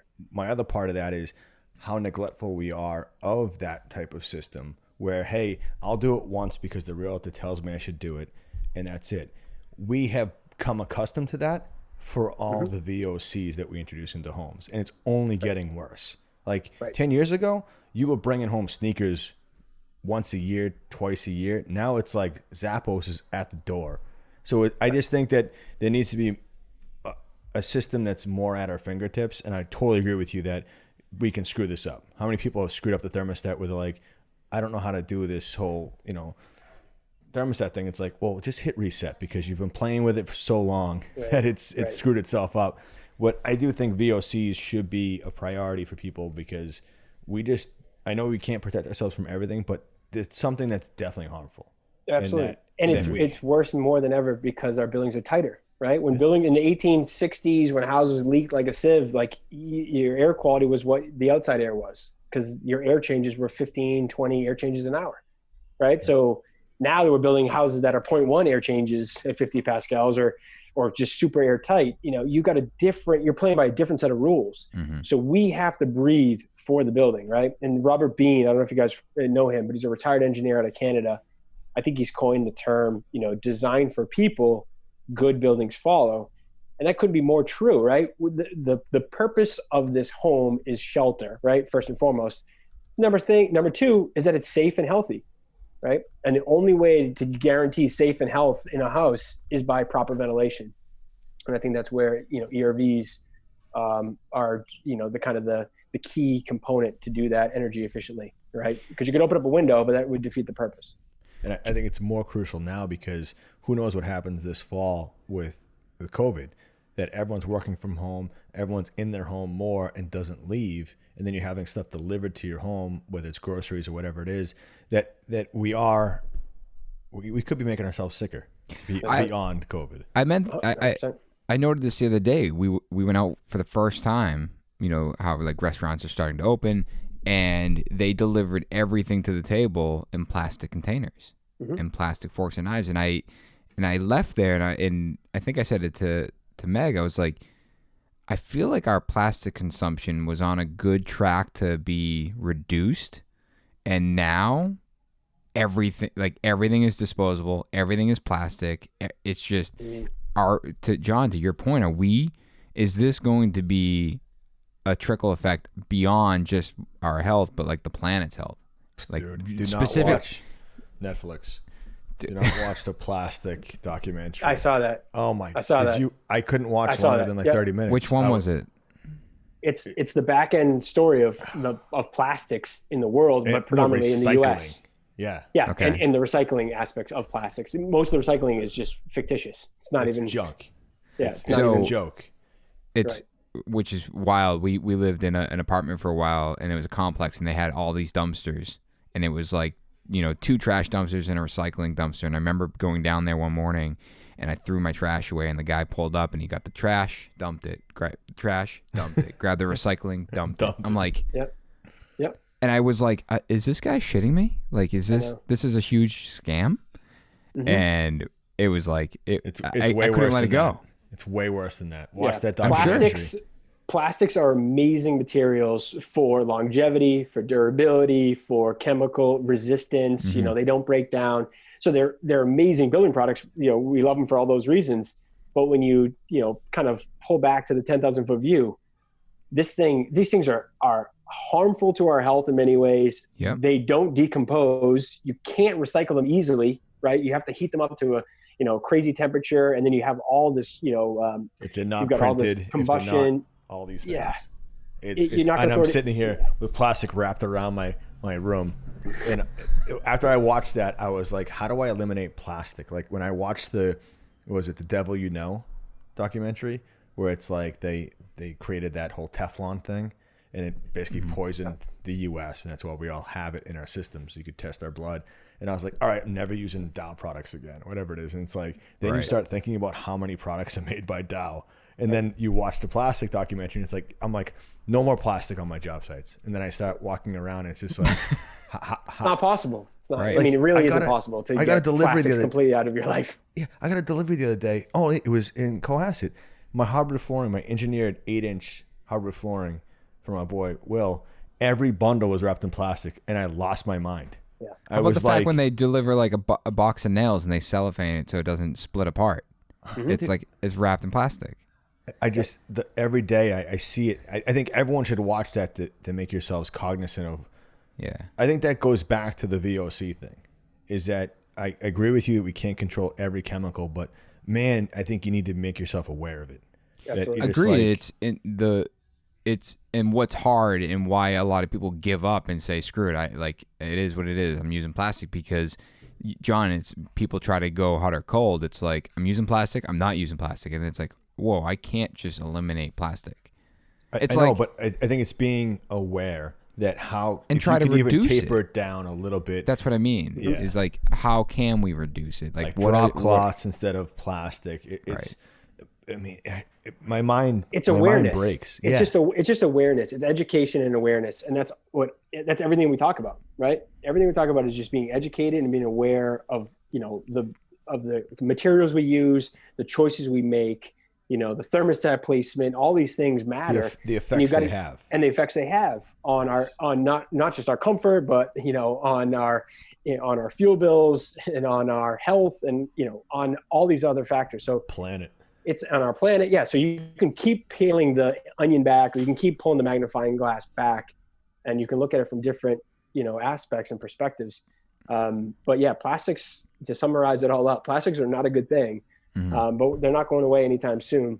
And I don't know how to escape them, in many ways. I haven't seen I will watch it. I do remember seeing a YouTube video, and it was, there's like, and I'm sure it's in the documentary, there's like a low spot in our ocean, and that's where everything floats to, and it's like it's in between here and I think Africa, and it's just like if you go out there, it's like where it's the lowest spot in the ocean, all the plastic is just collected there, like it's just that's wild. Not even the tip of the iceberg. We're sure. sending it to countries to have recycled.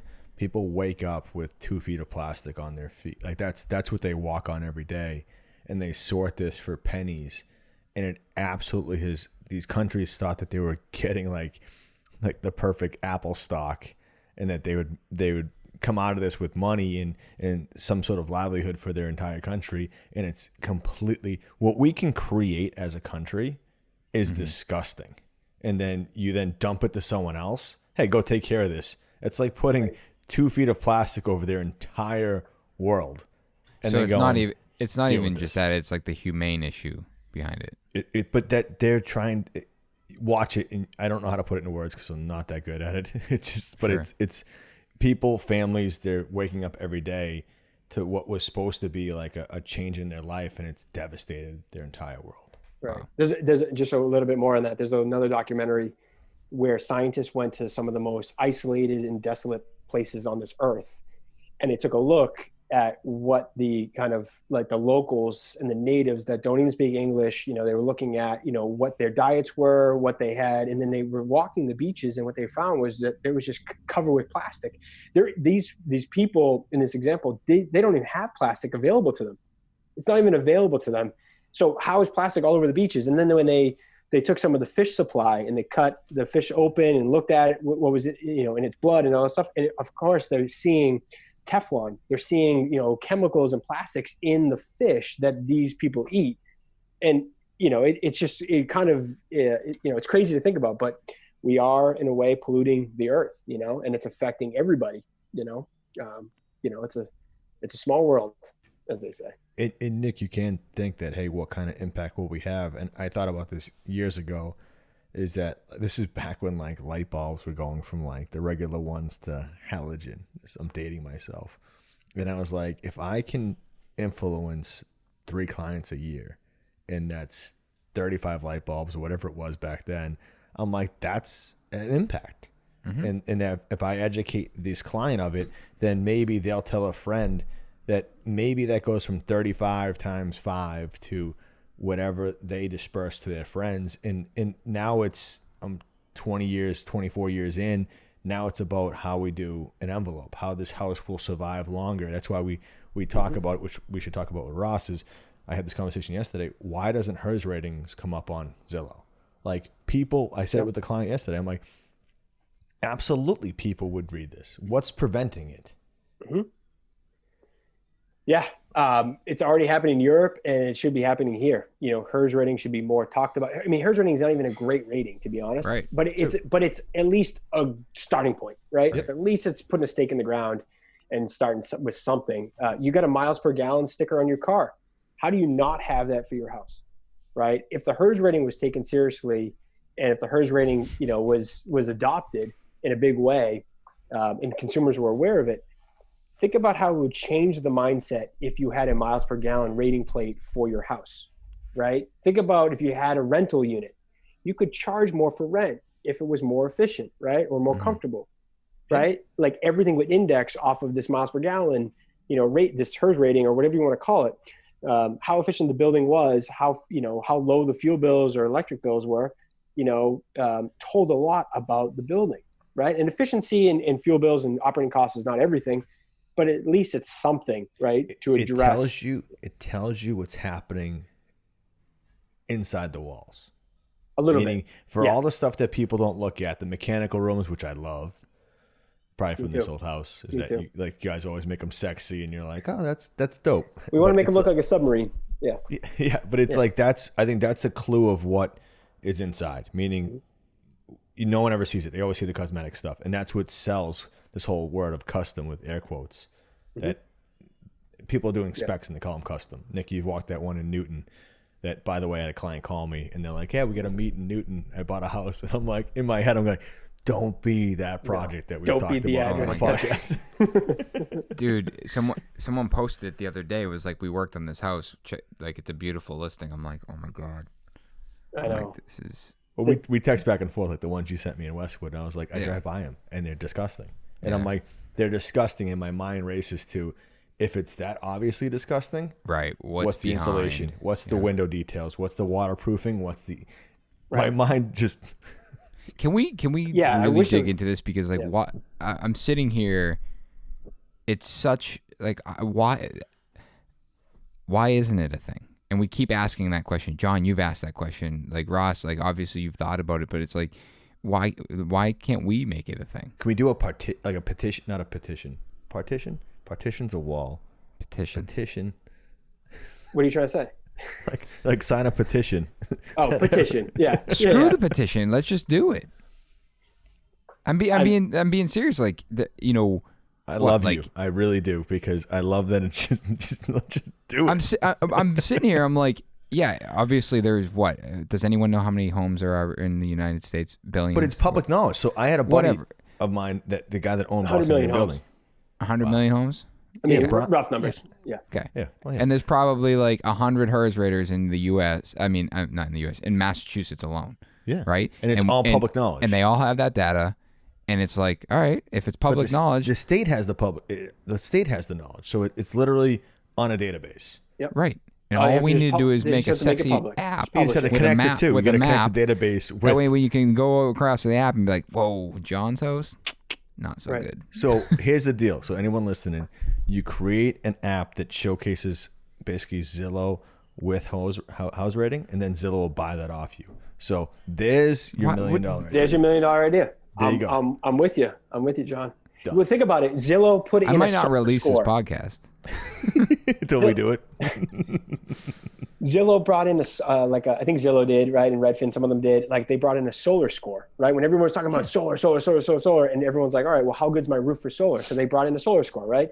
Like that's the next iteration of that should be a HERS rating, right? It should. It's got to be in development, but it's like what? Like I'm being dead serious. I think if we dedicated a little time to it, I think we could make this a thing. And absolutely, ultimately it's a buyout to Zillow.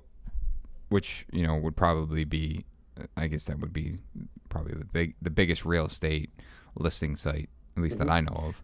I think it's because realtors will have a harder time selling certain products. Who gives a crap? I know, but okay. Zillow wasn't built for just giving us general knowledge. It was there to make a sale. I understood, but like it was a lead gen. Okay, so their job's getting harder. Like so is our job.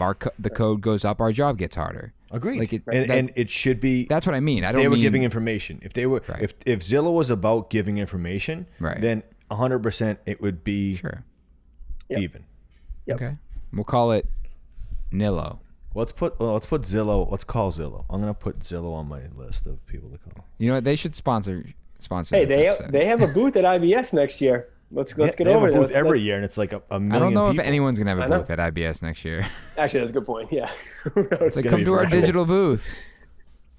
Oh man.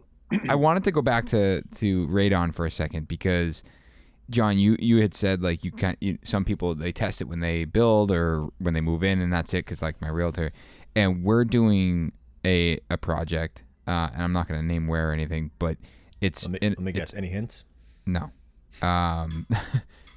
because it's a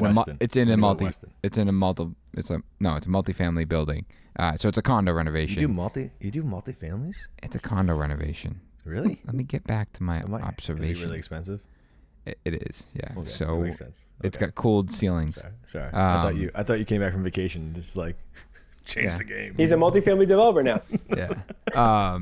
We're doing a condo renovation, and one of the things that he had noted in one of our early discussions was radon. Mm-hmm. And so we started digging into it more recently, and because I wanted to understand like why is this so high priority for him? Ooh, it's a good one. And he bought what's it called? A radon eye? Yeah, radon eye.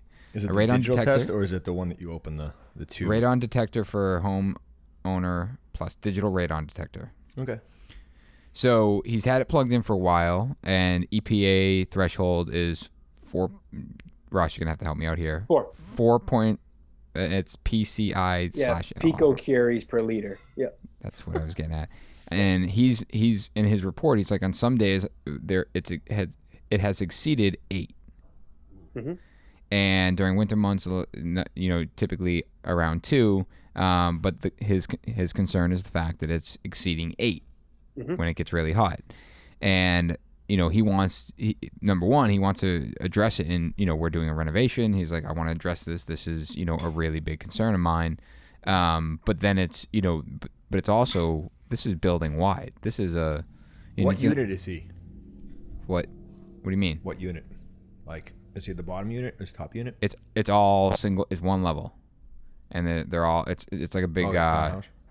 It's like a big loft, like old building, all like 2-story like the lofts. Movie Big. My mind goes to Big when you say loft. I don't know if I've ever seen Big. What?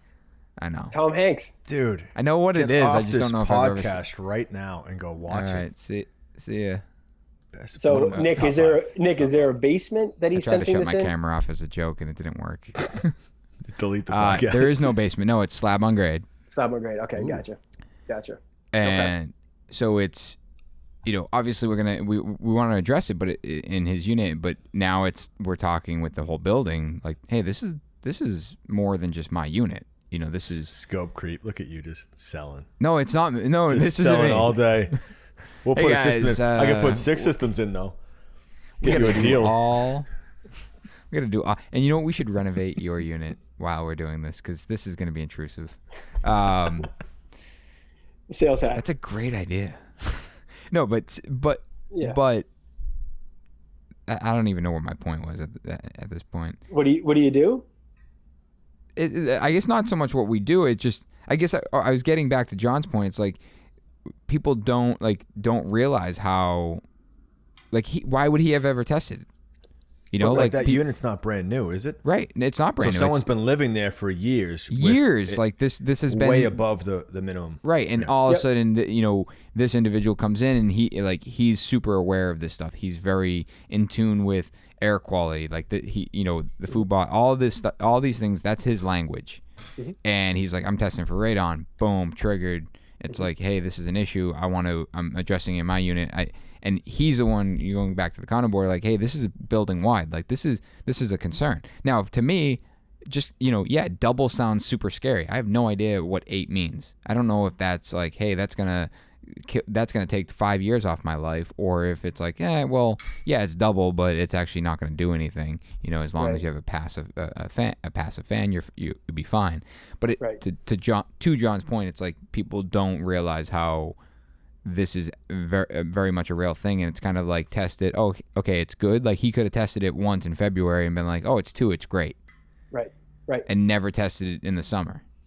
Well, you don't know what you have until you test for it, right? You don't know what's in your water until you do a water test. You don't know what's in your air until you do, radon test or VOC test. So the key thing is sensing, right? You need the sensors to be able to test these things. And so, kudos to that guy, for testing it. And if, EPA limits 4, if it's above 4, it's, it's obviously, we're getting into, harmful territory. I think there's a couple of different ways you could solve it. It depends on the slab detail. Does he have a vapor barrier? Does he have anything down under the slab? Does he, so there, if you got a leaky concrete slab sitting on dirt, nothing else, that can be challenging to deal with. You can do, active subslab depressurization systems where you basically drop a perforated PVC pipe into the ground. You run your 4-inch up through the roof, you put a fan on it, and you're going to drop your levels for sure. But will it be dropped enough? And will it be dropped in all of those, condos? Those are, it's a really tricky thing to deal with in that kind of project. But like, what about if you do the remediation on his unit and he's touching 2 other units? Yeah, and the you're helping them. Opposite. And the air sealing between units isn't that great.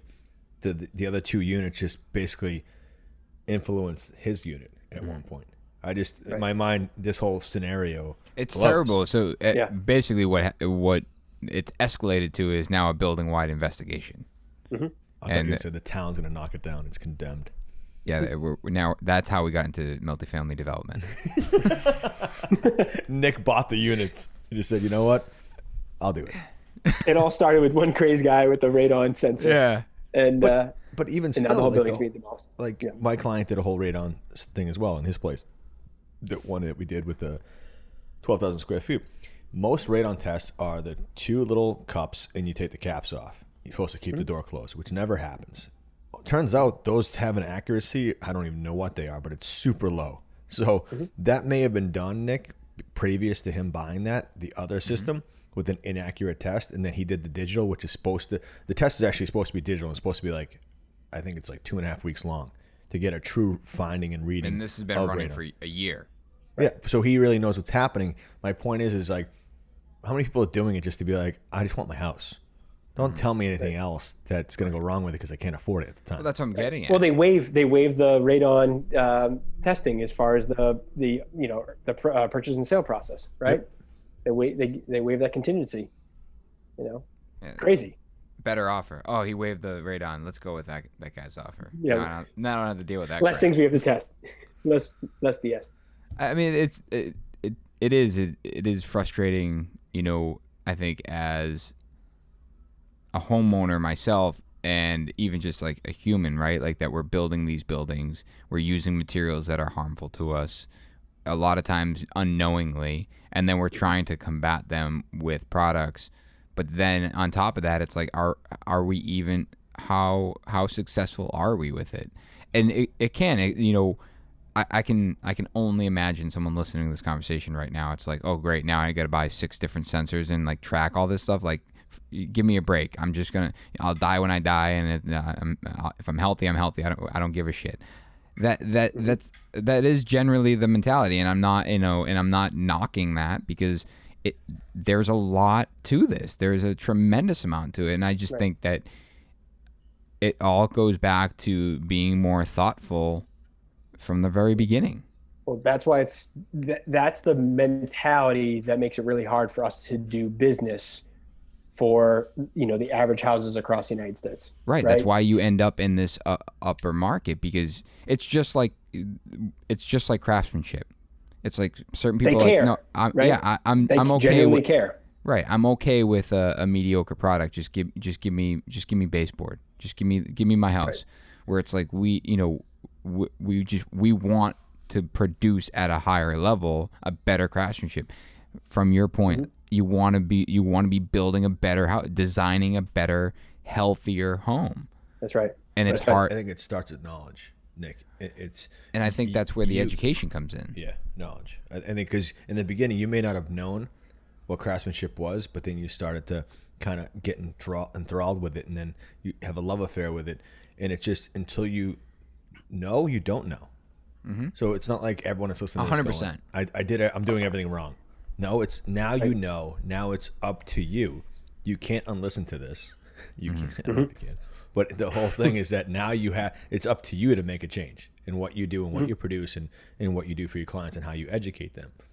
You're absolutely right. It's just like the story I told at that Geldwin booth. It's like I told the story of We weren't actually listening. Oh, you guys. Well, I told the story about a project I did that I was never happy with. It was a little pergola I built in Hingham. And that's what you were talking about? Oh. Are we gonna redo the whole Gelwin talk? Ready, guys? Get the PowerPoint. I don't know why I keep snapping. It's like this new thing I do. It's probably really annoying on mic. But no, it's back then I thought what I was doing was the right thing. And moving forward, it's like you have to understand that you're constantly learning and you have to constantly get better. I hope as a craftsman, what you like just in general, that's what everyone takes away. Right.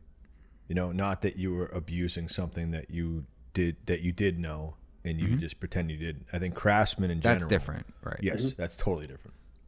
And I think that's, at least for me, I struggle with when it's like when I complete a job and then I go on to do the next job and realize that there were things at the last job that I did that I now know weren't right or could have been better or could have been a healthier product.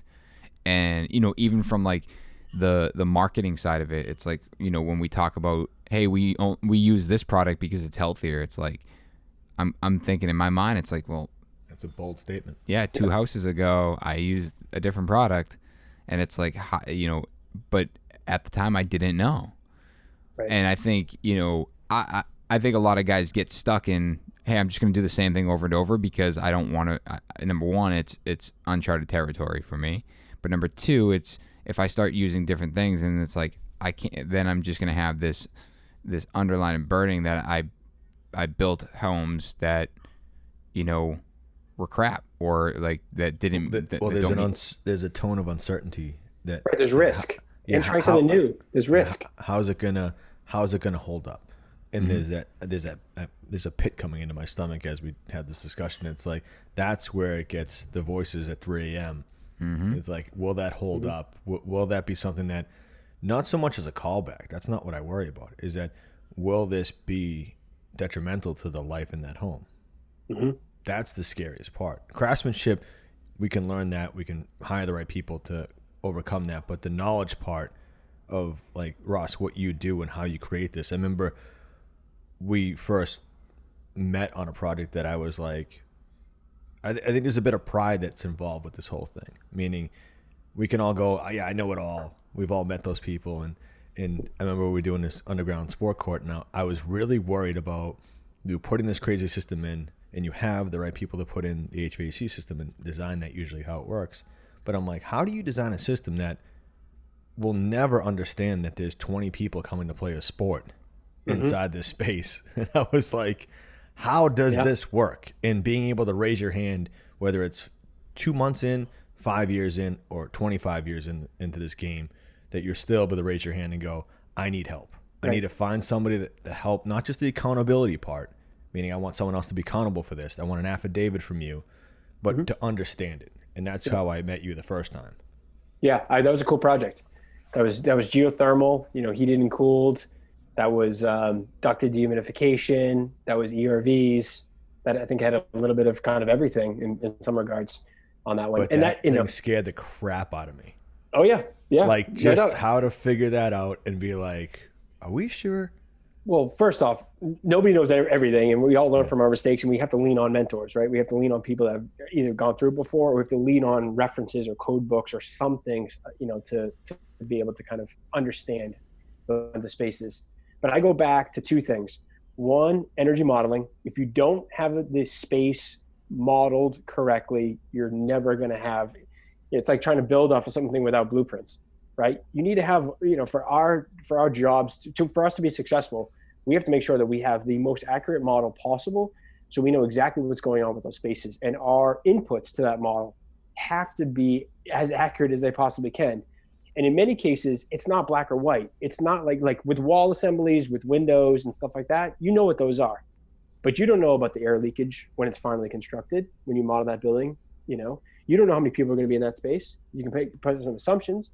You don't know, there are certain things that you have to make generally good engineering assumptions to understand that space. And then once you make those assumptions, then you can figure out everything. You can figure out exactly how much dehumidification you need, how much geothermal heat pump you need, what the duct sizes need to be, and everything else plays from there. So I talk with Nick all the time about get the energy model right and get those client expectations, right? You got to nail those two things down. And if you nail those two down, the best jobs are the ones where we don't get noticed, right?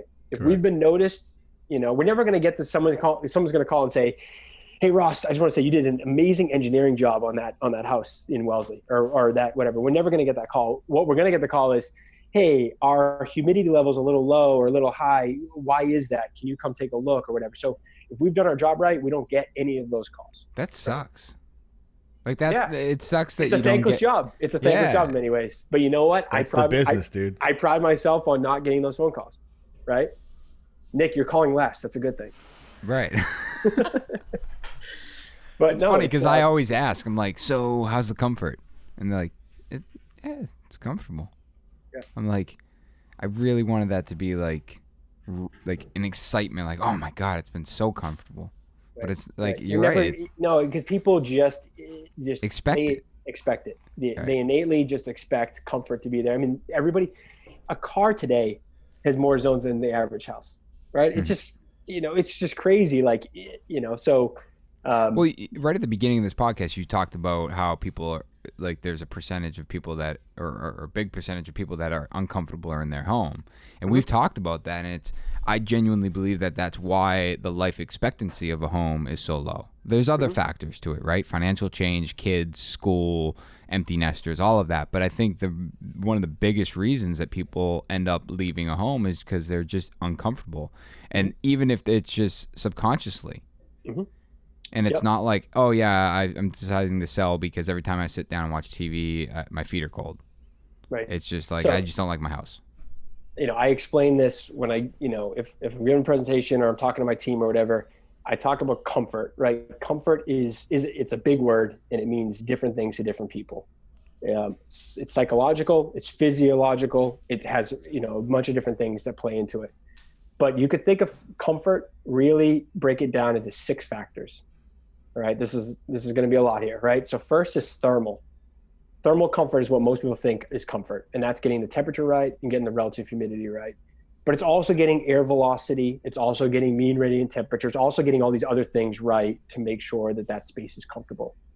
The second one is air quality, right? That's ERVs, that's ventilation, that's all that kind of stuff, making sure that the air inside the house is healthy to breathe. The third one is vibration. Everyone's got an example of an air handler that's just noisy, right? And it's vibrating the structure, and people complain. It has nothing to do with the heating and cooling. It has nothing to do with anything else. It's just that there's a vibration, there's a buzz, there's a noise, and it's driving somebody insane, right? So that vibration, and I'll group in the next one, which is sound, right? Cars going by on this busy street, airplane going by, some type of noise. That sound is another part that factors into the comfort of that building.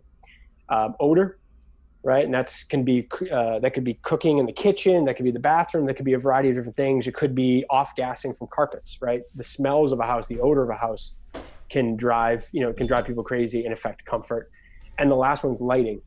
We don't factor as much on lighting, but if you've ever walked into a room that had poor lighting, right? The color temperature is off, the hue was off, something was off, it's going to affect your comfort, right? Blue light or more orangey glow, different, Kelvin, different temperature on the lighting spectrum, that's going to affect comfort. So there's 6 factors that are psychological and physiological that affect the comfort of any occupant in that building. And those 6 factors are defined by Robert Bean, that same guy I mentioned earlier, that retired engineer out of Canada. And so he talks about this as the indoor environmental quality, IEQ. Okay. And that's what we're trying to solve. If we can provide IEQ, indoor environmental quality, to any building, you're going to be comfortable, right? It's funny. In all 6 of those, it's like, again, going back to the thankless. They expect the lighting to be good, and it's not talked about until it's bad.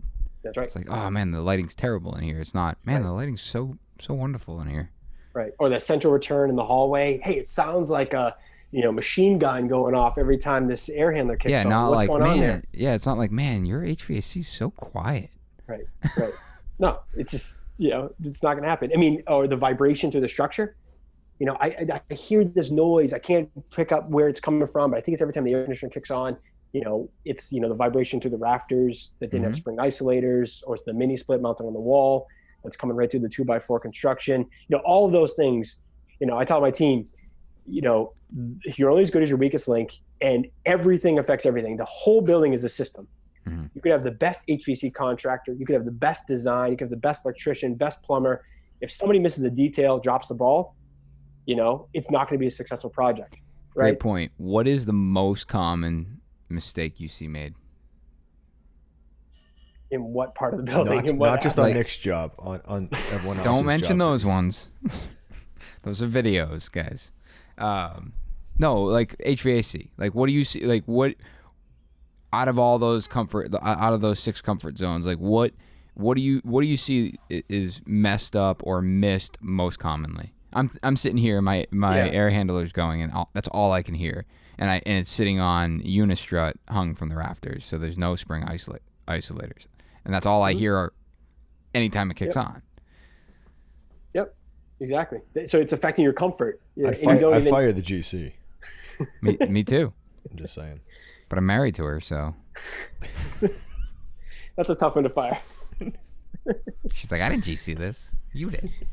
I mean, there's so many things I see wrong. If I go around, John, if I go down around Wellesley, if I go around Needham, if I go around in any of those towns and I look at any new construction, spec build or even custom, I see issues left and right. And it's frustrating, and I mean, I'll give you a couple examples. One, too few zones in a house, right? Not having enough temperature control, not having enough thermostats in a house. Like they put the basement and the first floor on one thermostat. You think the basement has a fighting chance to be heated and cooled? It's going to be frozen correctly. I mean, yeah. In the cooling season, it's going to be frozen down there. In the winter season, it's never going to be warm enough. So you're never going to be. It's just like that system doesn't have a fighting chance. No chance. I mean, the next one I see that I see all the time is the AC guy puts a single stage condenser outside on a variable speed air handler inside and puts 3 zones, 3 motorized dampers on it. He's going to do bedroom on the east, bedroom on the west, bedroom on the north on the second floor, hit the master in 2 beds. Each bedroom is going to have its own thermostat. He even puts returns in every bedroom. He went that far, which is awesome, right? That system, if one zone is calling and the other 2 zones are closed, let's think about this. The air handler is going to be a third of its capacity, right? Let's just say there's equal zones, a third, a third, a third. So the air handler is operating at 33% of its capacity. The fan is ramping down nice and low. But that condenser, the outside unit, is on or off. It's at 100% or it's off, it's 0. So now you're pushing 100% of that refrigerant capacity into an air handler that's only moving a third of the airflow across the coil. Guess what's going to happen? Ice up, frozen coil, guaranteed. Yes. And when that frozen coil thaws, it's going to overflow the condensate pan, it's going to overflow the secondary pan, and you're going to have a nice big water spot in the ceiling, or it's going to travel down the ductwork, and it's going to start dripping in every single one of those duct joints. And hopefully you have access to it, because if it's buried in a ceiling, you're screwed, right? You're going to have to rip open the ceiling, get into the attic, rip open walls, whatever it is, and fix the issue, right? It's a mess. And so I just don't understand, why do HVAC contractors put a single stage condenser on a 3-zone air handler? Like, fundamentally, I'm like, how does that happen? You know what I mean? I just don't. To me, it's 101, but apparently it's not. They're just trying to save a buck. Like, I've had guys where it says like we want a SEER 16 on the condenser, and then I see it show up and it comes off the truck, and I'm like, there's one guy carrying that. There's no way. If it's that SEER, it's going to be bigger. It's going to be a 2-man, carry.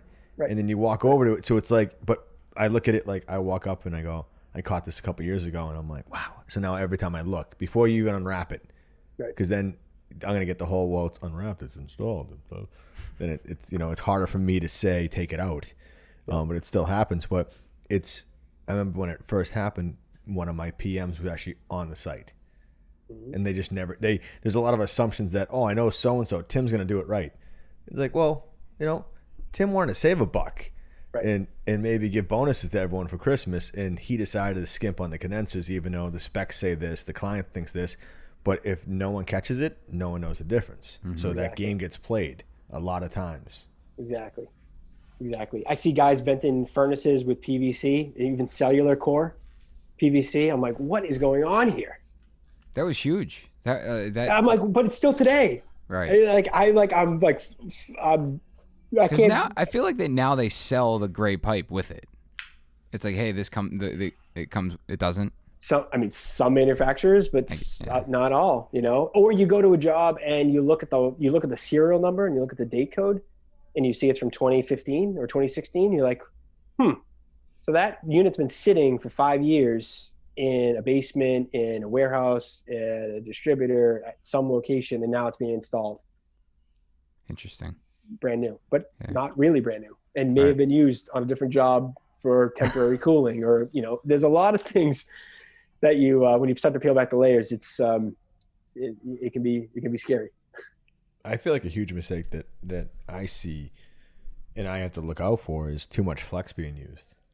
Oh, bingo. Yeah, that's a good one. That's a really good one. Like there's just, that's their go-to, is just to run flex. And I think I was made more aware of that, like when I did a couple Unico systems, because like you start throwing out that kind of stuff, then the system just falls apart. I mean, it's just not as efficient. Mm-hmm. And you hear it more. So then you become more aware of what's happening, kinks, all that stuff, and noise, because I still make it a thing that before we move clients in, I will stay there at like 10 o'clock at night and just listen to the house. Mm-hmm. Like not just on my phone, but just, I want to hear the systems kick over. I want to hear what, as I said to my clients, I want to hear what you're going to hear at 2 a.m. and think it's a fire hazard, or it's an earthquake, or it's, clients blow it up. Like, it's a leak. My house is flooding, and you get there and it's like 2 drops every 30 seconds. And it's like, and I caught one in the last house we did. One of the transformers that was on the electronic lighting, it would buzz. Mm-hmm. But like during the day, you didn't hear it at all.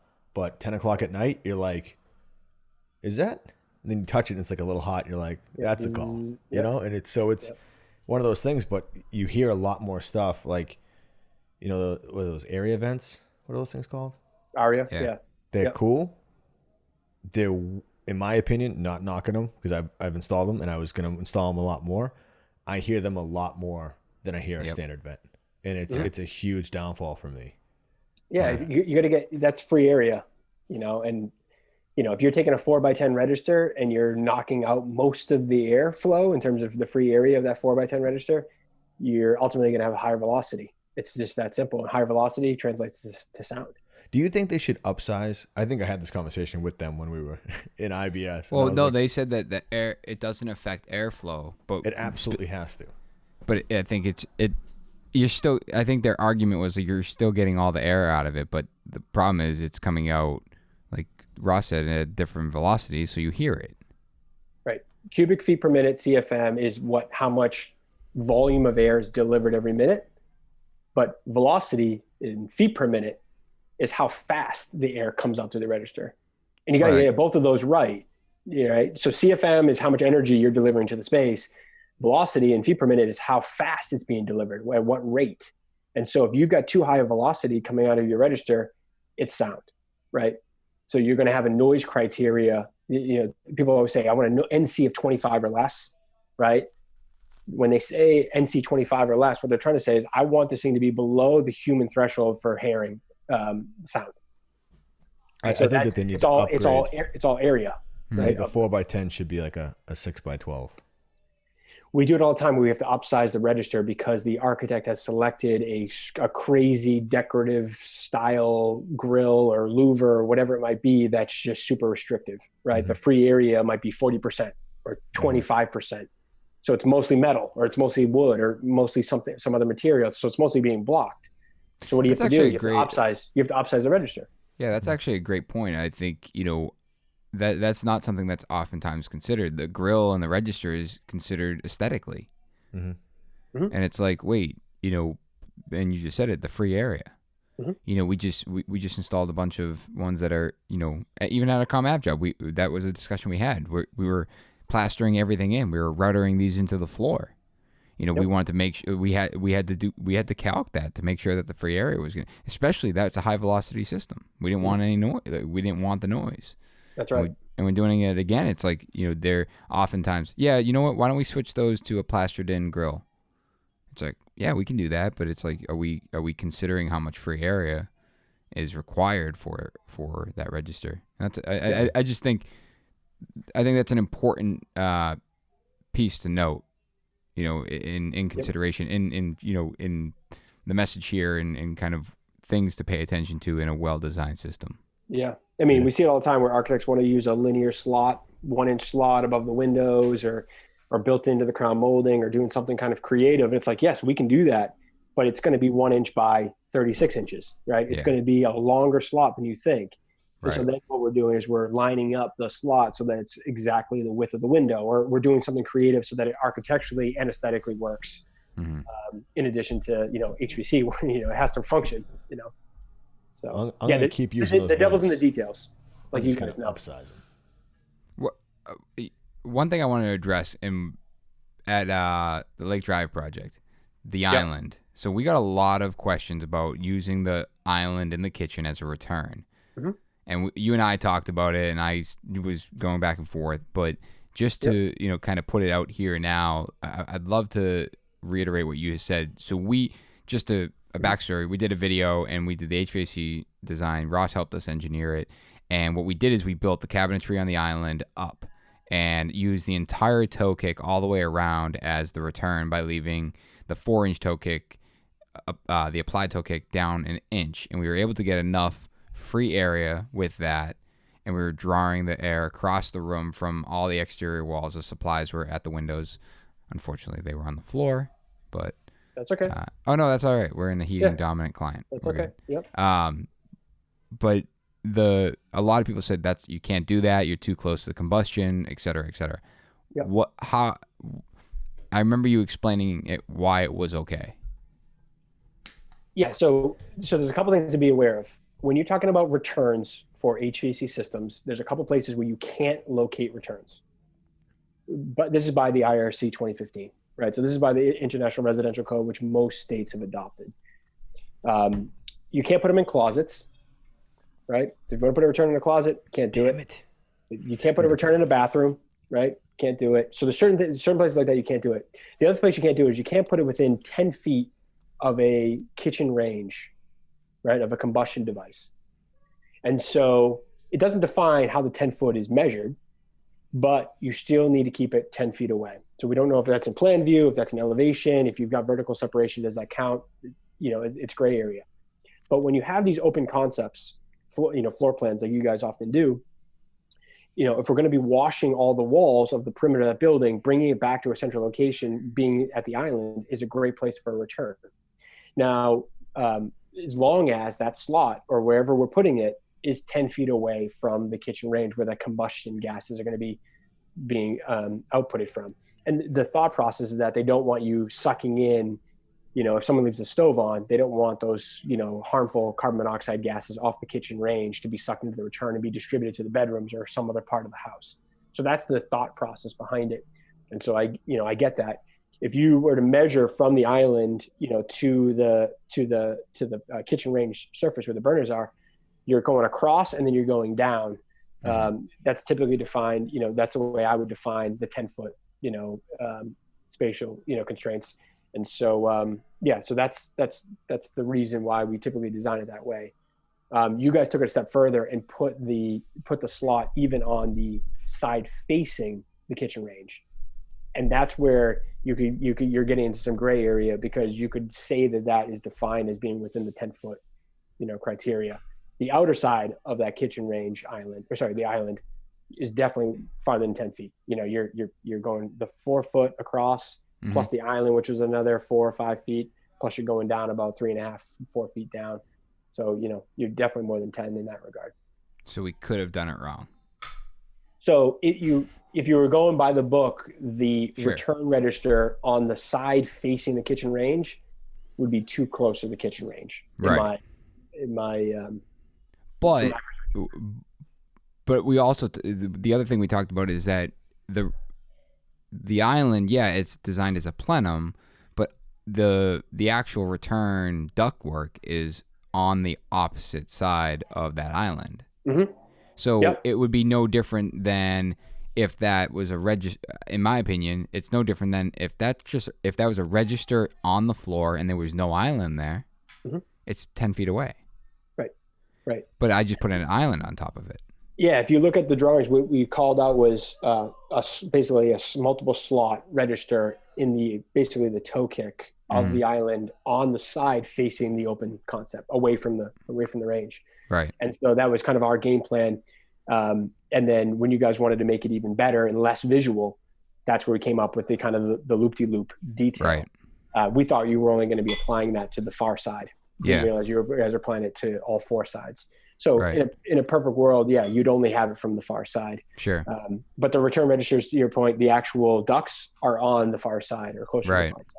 So we've never been called out on any design for being too close to the kitchen range. Right.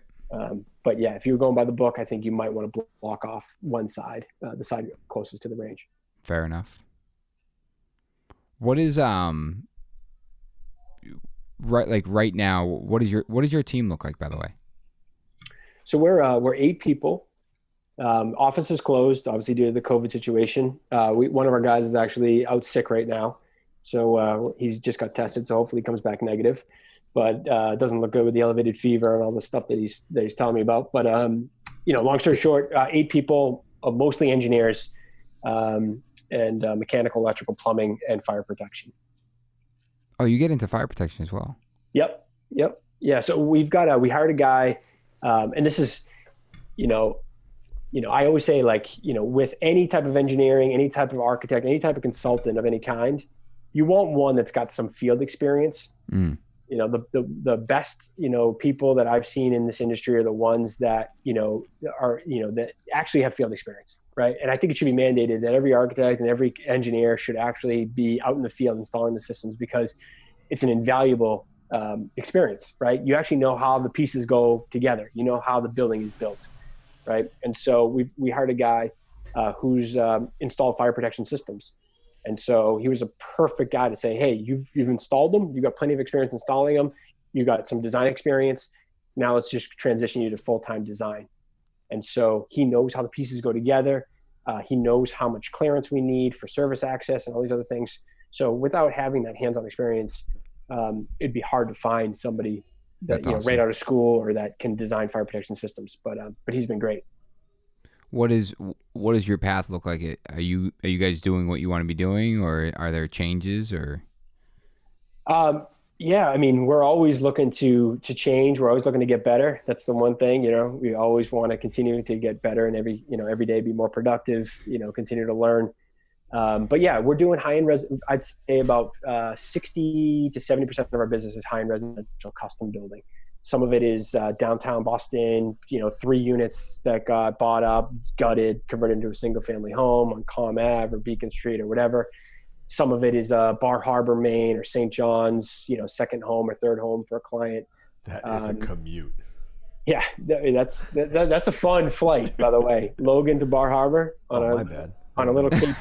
I was thinking driving too. Yeah. Oh, the little Cessas, the little 6-seater, 9-seater. You're sitting next to the pilot. Keep rubbing it in. It's like, it feels like you're in driver's ed again. You sit with my family for 5 Are hours. you flying it? No, there's a pilot, but I'm next to the pilot, and when he pulls the joystick back, it comes back on my side too. You're a It's co-pilot. crazy. Yeah, I'm a co-pilot, but I'm just a passenger with 8 other people behind me. Oh, you just got shotgun. Yeah, I just got shotgun because they try to make it equal weight. So I guess I'm apparently a similar weight to what most of Ross the is like, I need to are. keep my weight exactly this amount so I can always get that seat.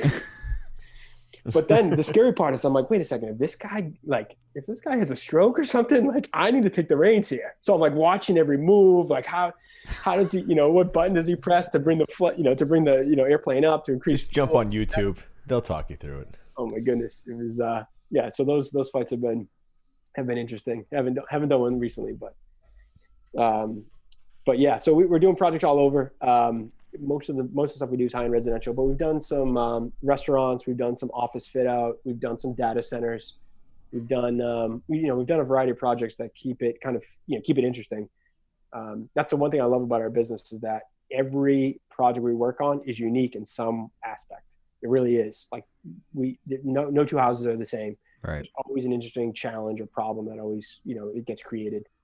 And it's great working with some of these design teams. I always joke around, some of these architects are actually artists. They don't understand how the buildings go together, but they put together some beautiful renderings, and then it's dumped on us to figure out how to make them comfortable.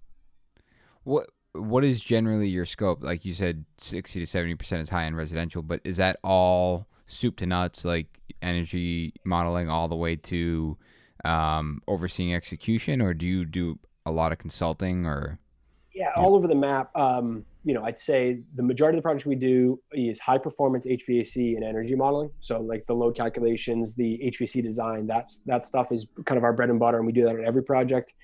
On the higher end projects, the really high end projects, we're getting hired for the whole thing. We're doing the mechanical design, the HVAC design, the electrical design, the plumbing design. We're getting brought in for geothermal. We're getting brought in for solar. We're getting brought in to integrate with the AV systems. We're getting brought in to look at, the domestic well and filtration equipment, EV charging stations, whatever it might be. We're getting brought in for the systems of the building and kind of the 10,000 foot view, making sure that everything's been planned appropriately, right? Solar batteries, backup generator, whatever it might be. What's your role when the contractor's on board, or are you helping bring the contractor on board? Yeah, so we do the schematic design development, construction documents, typical phased construction, and then we often are brought in for construction administration. And for that, it could be as loose as, hey, 3 walkthroughs, give us one before the rough, one after the rough, and one at completion, just making sure everything kind of looks good. A lot of times clients and people see that as value because we're just trying to keep potentially the subcontractors honest. Not in a bad way, but it just helps with some accountability potentially to know that someone's going to be, keeping eyes on it, periodically. Some projects we are on weekly conference calls, where we're, dealing with the, install issues on a weekly basis or any questions that come up, submittal reviews, helping through the bid process, all that kind of stuff. So, it depends on the project, what we're working on. But we're hoping to do more projects that we're doing the full kit, right? We're doing the mechanical, electrical, plumbing design, construction administration, and kind of A to Z. We'd prefer it to be that way, in many ways. I feel like you're talking to me on that. I call you. I'm like, hey, I just need a little consulting on this, and you're like, I just want to do the whole thing, Nick. Can you take a look at this one small area of this one small house in the back left corner where we have a slight moisture problem? Like, sure, Nick, I'll be right over. I appreciate it. I love small projects, big projects. I love it all. I love any challenge. I love being able to be brought in to say, we've got this problem, try to figure out what the solution is. And I view that as kind of, what I like about my job is it's a challenge. Right. And I think that's really, from my side of it, I think of like, Nick, when he reached out about our Boston project, it was, hey, we have an issue and we're having a hard time diagnosing it. We'd love your professional opinion on it. Mm-hmm. And, and it's, I think oftentimes, that's, when I had the conversation, I'm like, I know it's outside of Ross's wheelhouse, like it's smaller for him, but, we share a similar mindset. He understands our approach, and we're working to what I believe is a similar caliber to what we want to produce on work. He would be the right person because he understands our goal, and he also understands this mechanically. And that's where it's like, Yep, that's where I want to be, Yeah. That's why I want to be in that, in that place where we can be the answer people, right? Right. So we would love to be able to design everything and get everything nailed down ahead of time, so we don't have any issues in the field. But that, we know that's not going to happen, every time. So if we have to get brought in, we'll do it, and we'll try to, tackle it the best way possible, right. Come up with the best solution. Ross, are you doing any gray water systems? We haven't done any recently. We've done a couple. We've done a couple more for clients that are very environmentally friendly, let's call it, where they want to kind of reclaim everything if they can do it. They want to get, rainwater, gray water storage. We've done some where we're actually reclaiming from, sinks, certain areas from inside the building as well. Laundry. Yep, exactly. So we can do those systems. We've designed it before. It's there's a lot that goes into them. There's a lot to get it right. And I often question, is the value there, for a typical house in typical, let's say greater Boston area, there's a lot of systems. There's a lot of complexity that goes in to get it right. And I often wonder, is it juice worth the squeeze? For those that don't know, what is a gray water system? So gray water is basically the ability to reclaim water, right? So you got what's often termed, there's clear water, there's black water, there's gray water. These are just terms that define a certain type of water. Black water would be sewage water. Gray water would be like rainwater or water that could be reused from the laundry or from a sink or something where it's safe to reuse. Not for drinking water, but maybe for showers or maybe for, for irrigation is often where. Or like toilet, right? Reuse for the toilet, to fill the toilet tank. Exactly. Mm-hmm. Yep. Where we see it the most is with irrigation, right? When towns have water bans, they want to be able to tie into their, gray water system, to tie into the irrigation system so that they can actually water their lawns or do whatever they need to do from the recharge system. And now is that good? No, I think we spoke with your father about reclaiming energy, like heat from appliances and things. Oh yeah. Yep. And and that I think he wanted to store BTUs. He's like, we need to store BTUs in this. He's a BTU battery guy. I was just gonna say, he called it a BTU battery. Yeah, he's been telling me that since I've been 2.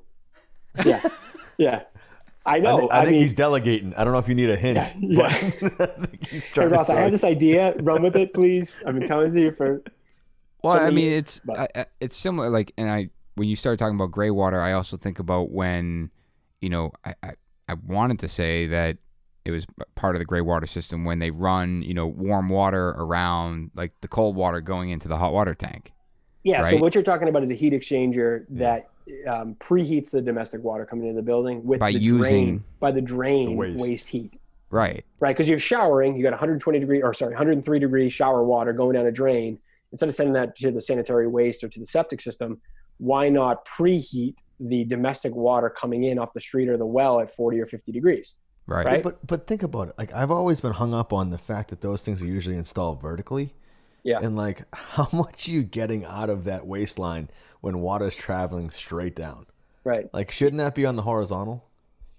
Well, if you put it on the horizontal, then you're slowing down the velocity of the sewage. Well, I'm just saying, or whatever's on a drain that's going at a pitch, where at least it's rubbing against the side of that thing, where it's going straight down the waistline. How much is it really? If it goes straight down the waistline, it's traveling on the circumference, right, around the perimeter of the pipe. Oh, true. If you put it on the slope, it's only going to be passing on one side.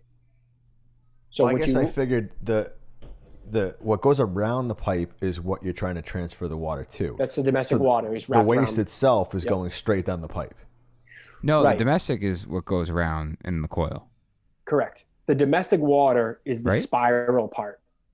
The domestic water, the cold water coming into the building, is part of the spiral system. Correct. Oh, And I'm the sorry. Waste. I thought it was back. The I thought it was waste the other is way. the waste is the straight pipe that goes straight down. That's what's vertically. supposed to Oh. heat the domestic. This is why I'm hung up So on it flies by it. Yes. It's like, Yeah, it basically has very minimal contact time.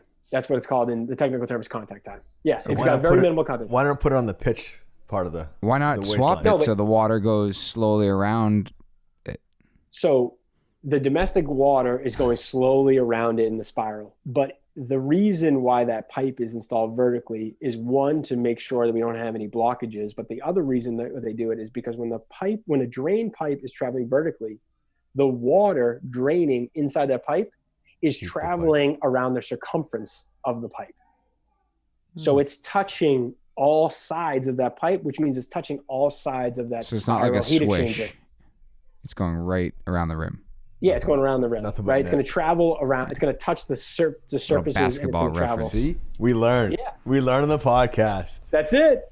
That's it. Exactly right. Exactly right. I just feel like gray water could. I feel like it's a no-brainer.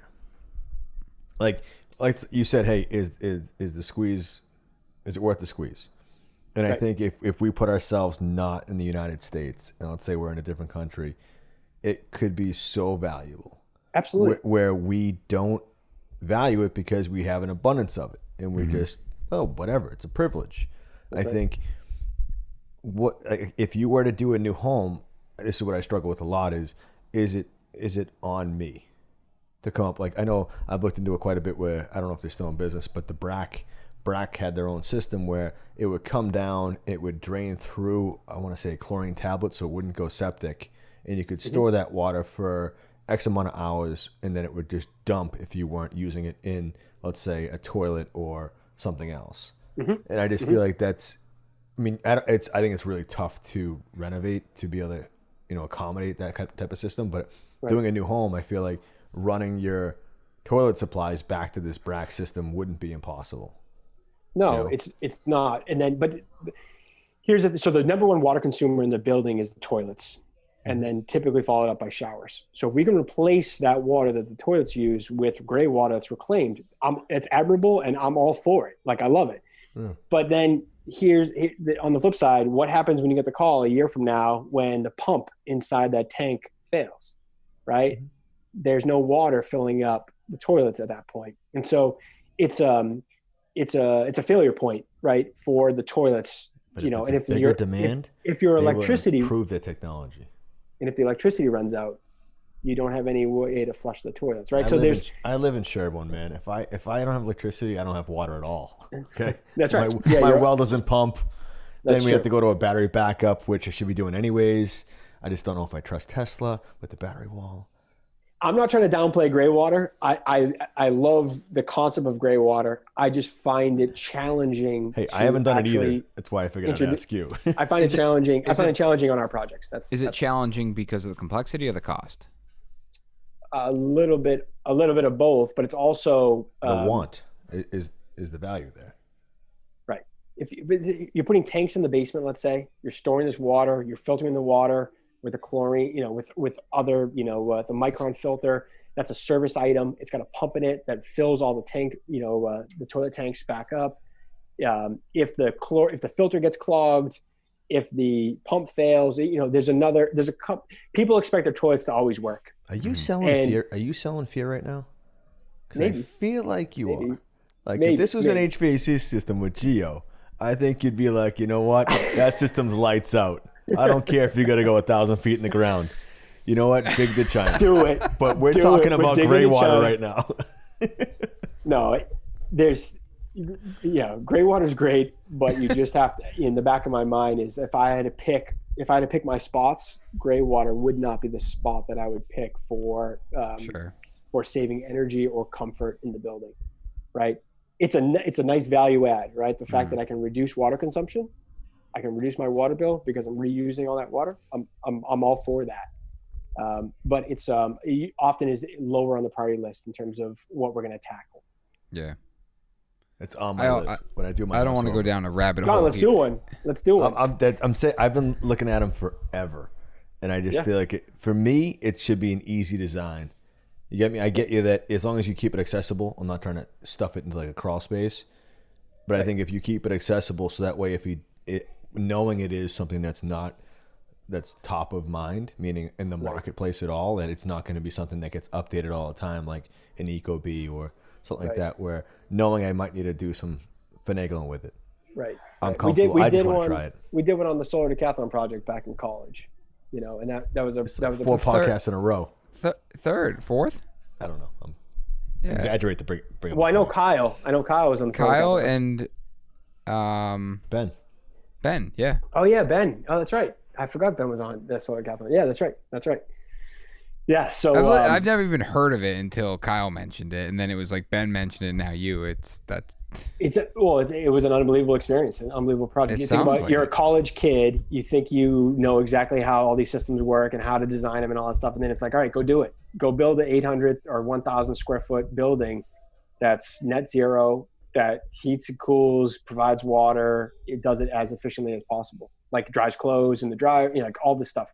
And it's like, oh, and by the way, we're going to design a building that we're going to ship down to the National Mall and give tours to people. So we have to assemble it in such a way that we can build it like Legos. How'd you do? Like a prefab. We finished like middle of the pack. We were like maybe like 8th out of 20, something like that. I forget. It was a long time ago. Crazy idea, but I think we should bring this to high schools and voc schools and not just colleges. I think it should be. Do they still do this? The Solar Decathlon, the Modern Craftsman edition, and we bring it to the masses. 100%. And we play it off like it's WWE. Hype guy. You can be the hype guy. I'll figure out some engineering stuff that I can work on to help the team out. But dude, how awesome would that be? Instead of like Skills USA, build this shed, and you have to get graded on 16 tasks. Wouldn't that be so much better? Because you have to usually work as a team. How many individuals are there besides architects? That usually have their one-off by themselves. Usually with a team. It's usually team oriented, and you need everyone else's knowledge to kind of make it happen. Right. It almost speaks to what the program should be for our industry. Everybody should go through an experience like that. That's in the building trades. No question. Even consultants, architects, everybody. it's that type of practical experience is invaluable. So no question. No question. So JLC, actually, New England Tech. Actually, when I don't even know. This is probably 15 years ago. But New England Tech out of Rhode Island in Warwick, right off of 95. They called up and they said, hey, you know a lot about solar. Can you help us install a solar thermal system in our shop? So I go to the shop. They got furnaces, they got boilers, they got things from 1970, 1980. And I loved it because they were thinking progressively like, hey, let's put solar in. And they put a solar panel that's heating water for the shop on the side of the building. And I was like, and I helped them design it. I helped them with the install. And it was a great learning experience. And they use that as training for the kids in that school. So it's, that's the kind of stuff that needs to happen, Don't get me going on the shortage of skilled trades and labor in this country. I know. 3, 2, 1, go. It's great. It's too much to tackle, but we got 5 million jobs that need to be filled today. And that number keeps growing. We can't fill them fast enough. And, it's a profession that people don't think is sexy. It's too blue collar, yada, yada, yada. Guidance counselors are pushing kids into college that shouldn't be getting pushed into college. Those are two different topics, right? I'm giving you my elevator 30-second pitch. I'm with you. I just don't know how we change. We've talked about this before. Is most towns are valued by their property values. College is valued by the school systems and how many kids go to college. Am I naive to think that we are there is a shift here in the mass shortage is because the generation that is retiring had way more blue collar, but today I genuinely believe that the interest in our industry is actually growing, but it's not growing fast enough to replace all of the guys that are retiring. Where and Ross, you just said like the number keeps growing, but in my opinion, and I'm not basing this on facts, but I don't want to overshadow the fact that it keeps growing because less and less people are interested. It keeps growing because there's a huge majority that is retiring. The interest is actually growing because I believe what you're doing, what this old house is doing, what we're doing, what everyone is doing in our industry, from promotional and marketing side, is actually working in the sense of gaining traction and gaining interest. It just unfortunately isn't what we weren't prepared to replace at the rate that we were going to lose. Right.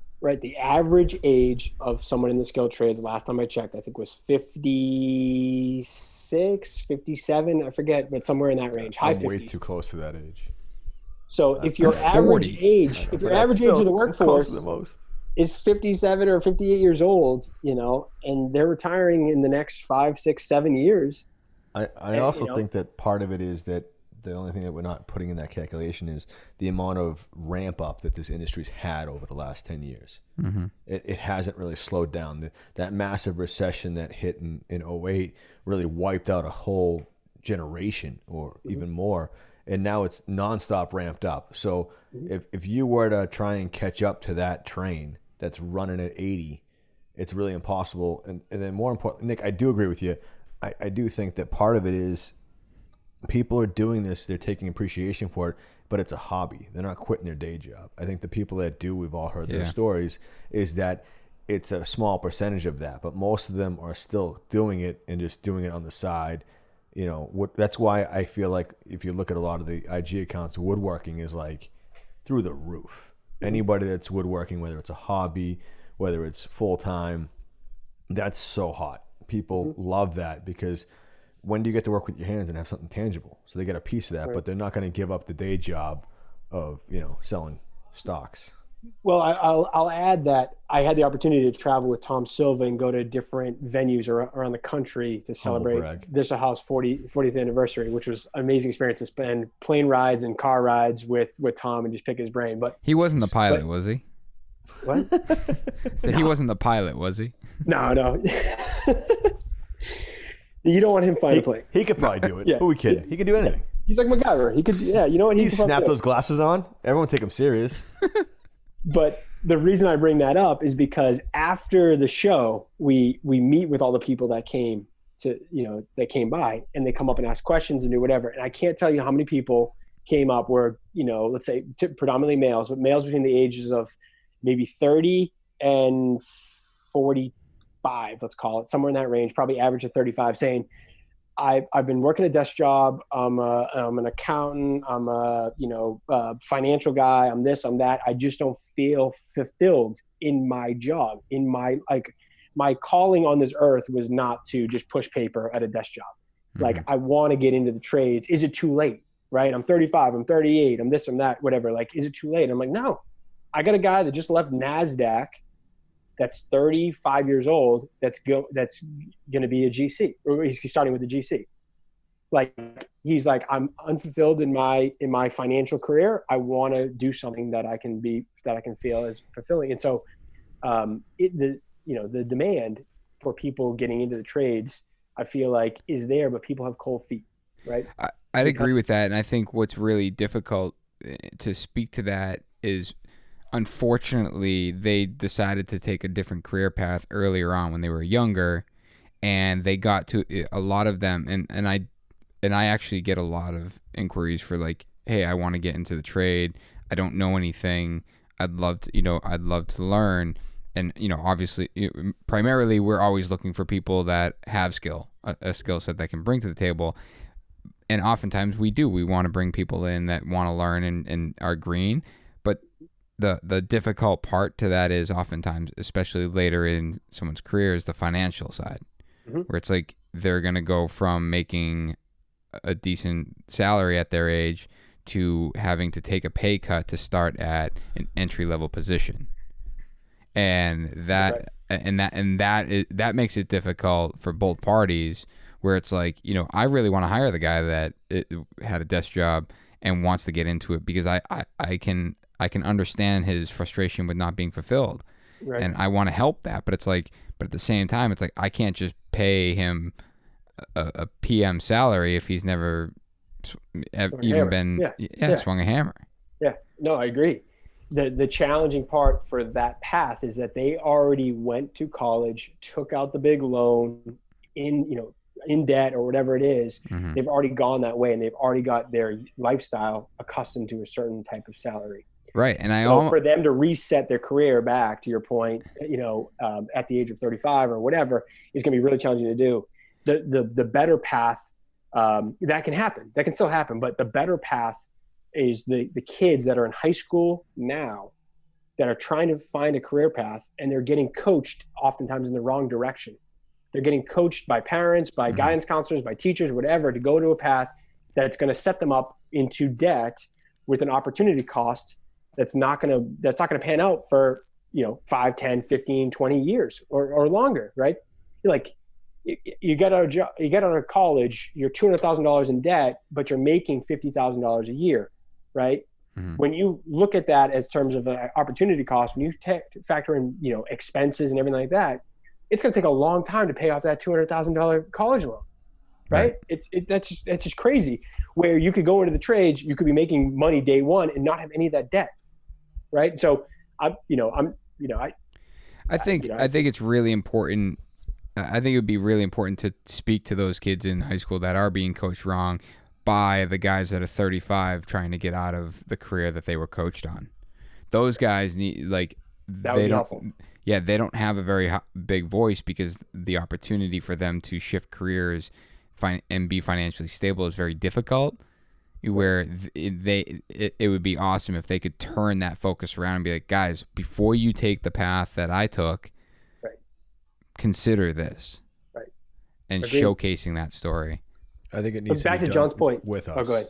I think it needs to be done, Nick, with people that are passionate about the trade, that are trying to re-image the trade. Meaning, I don't think when I look at any of us, you get that slacker mentality, that wife beater mentality that we see in every movie.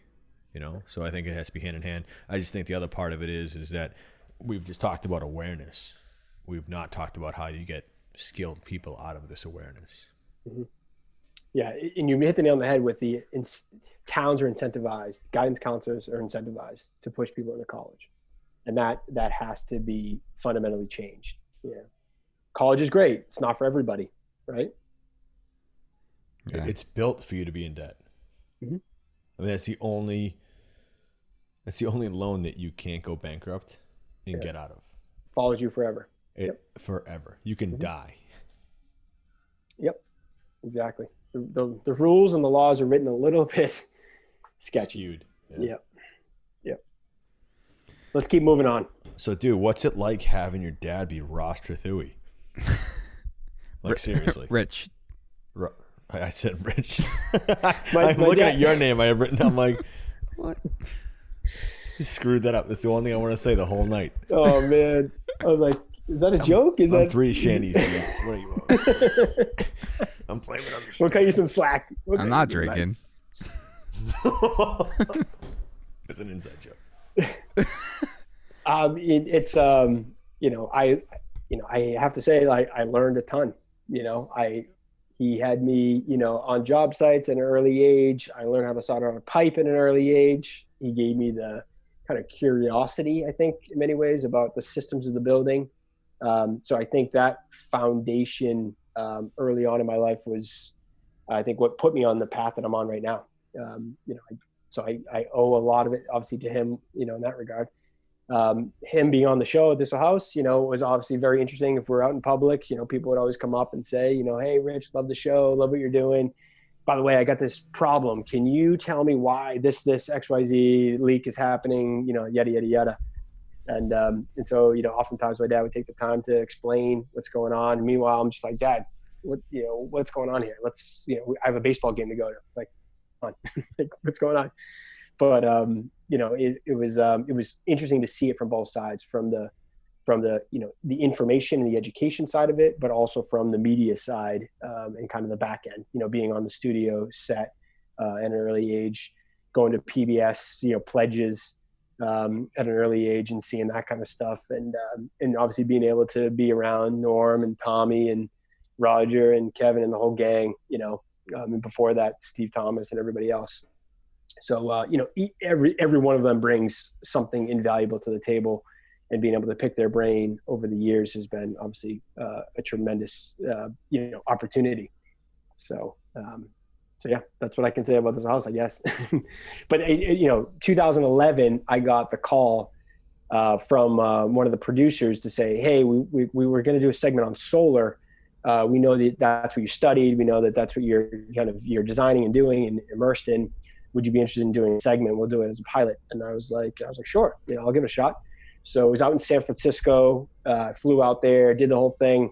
I thought it came out good. They aired it. So I was like, all right, so that's good, and then, basically didn't get a call for any follow-up for I think maybe till 2015. So 4 years just went by, just I'm like, clearly I did something wrong, or they didn't like something or whatever. But 2015 came along with a wind turbine at the Rose Island Lighthouse in Newport.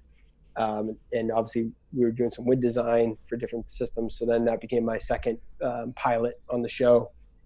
And then 2016 was when things became a little bit more official, where they said, hey, we're going to carve out a spot for home technology. We're going to coin the term home technology expert for you. And we're going to want you to kind of look at things that might be coming down the pipe, in the future, for example. And they created that segment called Future House. So it's looking at technology that may be part of the house in the future. Looking at robotic walls, looking at smart thermostats, looking at inner air quality sensors, whatever it might be, but stuff that is, here today or going to be here, hopefully, and take that for a ride.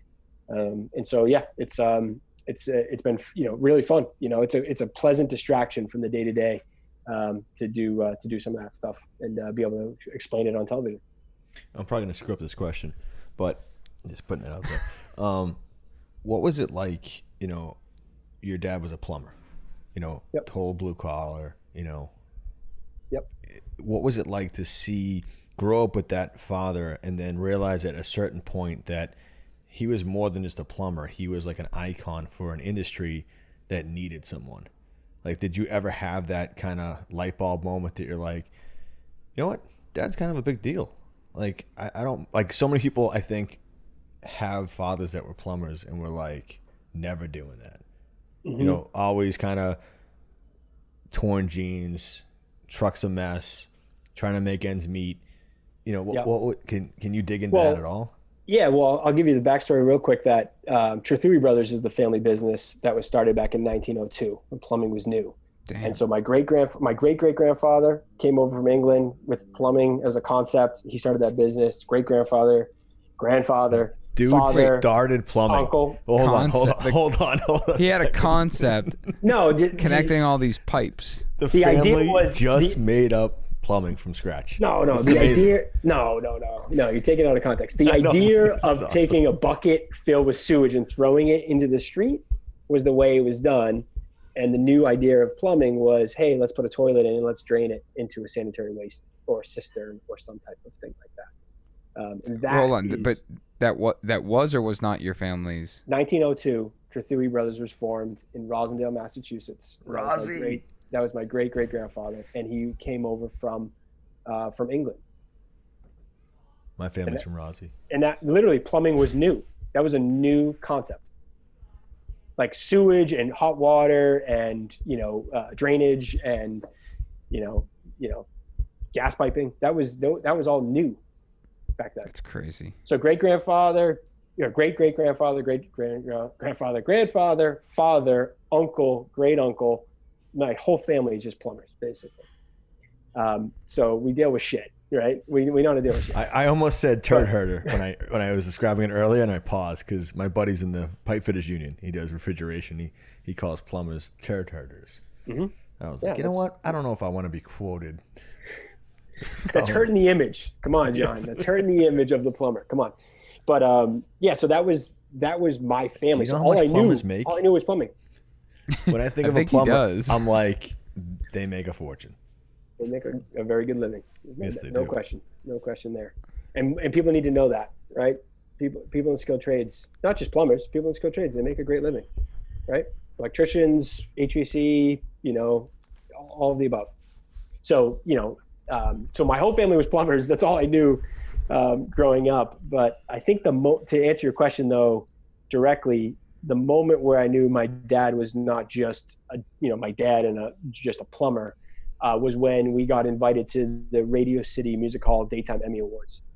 That was where we pull up in a limo, they roll out the red carpet, the whole thing. And I was like, we had to dress in tuxes. I was like, whoa, this is like legit. When was that? When was that? Yeah. How old were you? I was probably 13. Okay. Something like that, if I had to guess. They had been doing it and been nominated many, many years, but this was one that we actually got invited to as a family. So they invited all of the families of all of the cast to go. So, Tommy's family, my family, Norm's family. It was a lock if they invited all the families to go. Like, you don't need to invite all the families and then you lose. And they lost. Did they? Yep. Did they? They really did? Really? Yep. It's not a lock. You don't know. Yeah. But I think they had a really good year. It was one of those things where, I should ask them like the backstory. Hey guys, did we get that wrong? But they've won a fair share of Emmy Awards over the years. Yeah. The brand has done really well with cool. nominations and with winning. But that was the moment where I feel like I was like, all right, he's just not just a regular dad and plumber. He's viewed a little differently than that.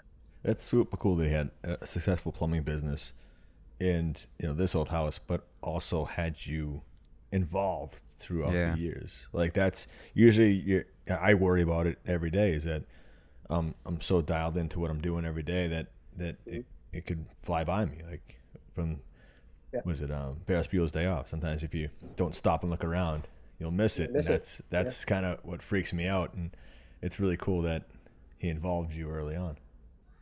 Yeah, it was a great experience. I being on job sites, seeing things, seeing the cameras roll, seeing all this stuff kind of come about was just an all around just interesting experience. The whole thing, and so and I have the same thing. I've got a 3-year-old and a 1-year-old, and I'm always plugged in. I'm always working, so it's like I have to learn how to unplug. I have to learn to kind of take a step back, and and play dad and be a good role model. So it's it's always a challenge playing that, getting the balance right. But at the same time, you want to show that hard work creates success, mm-hmm. and it's like it takes both, and it's such a fine line. But Ross, did you at any point feel like it was more than just being exposed to the trade, or was it being like forced on you? Like know what I'm saying? Like for sports, I try and expose my kids to everything, even though I love hockey and all that. But when I was younger, I played it all. And mm-hmm. I feel like it's our duty to expose our kids to everything until they connect with one, and it's like a click, and then they're on their own race. Yeah. What was that like?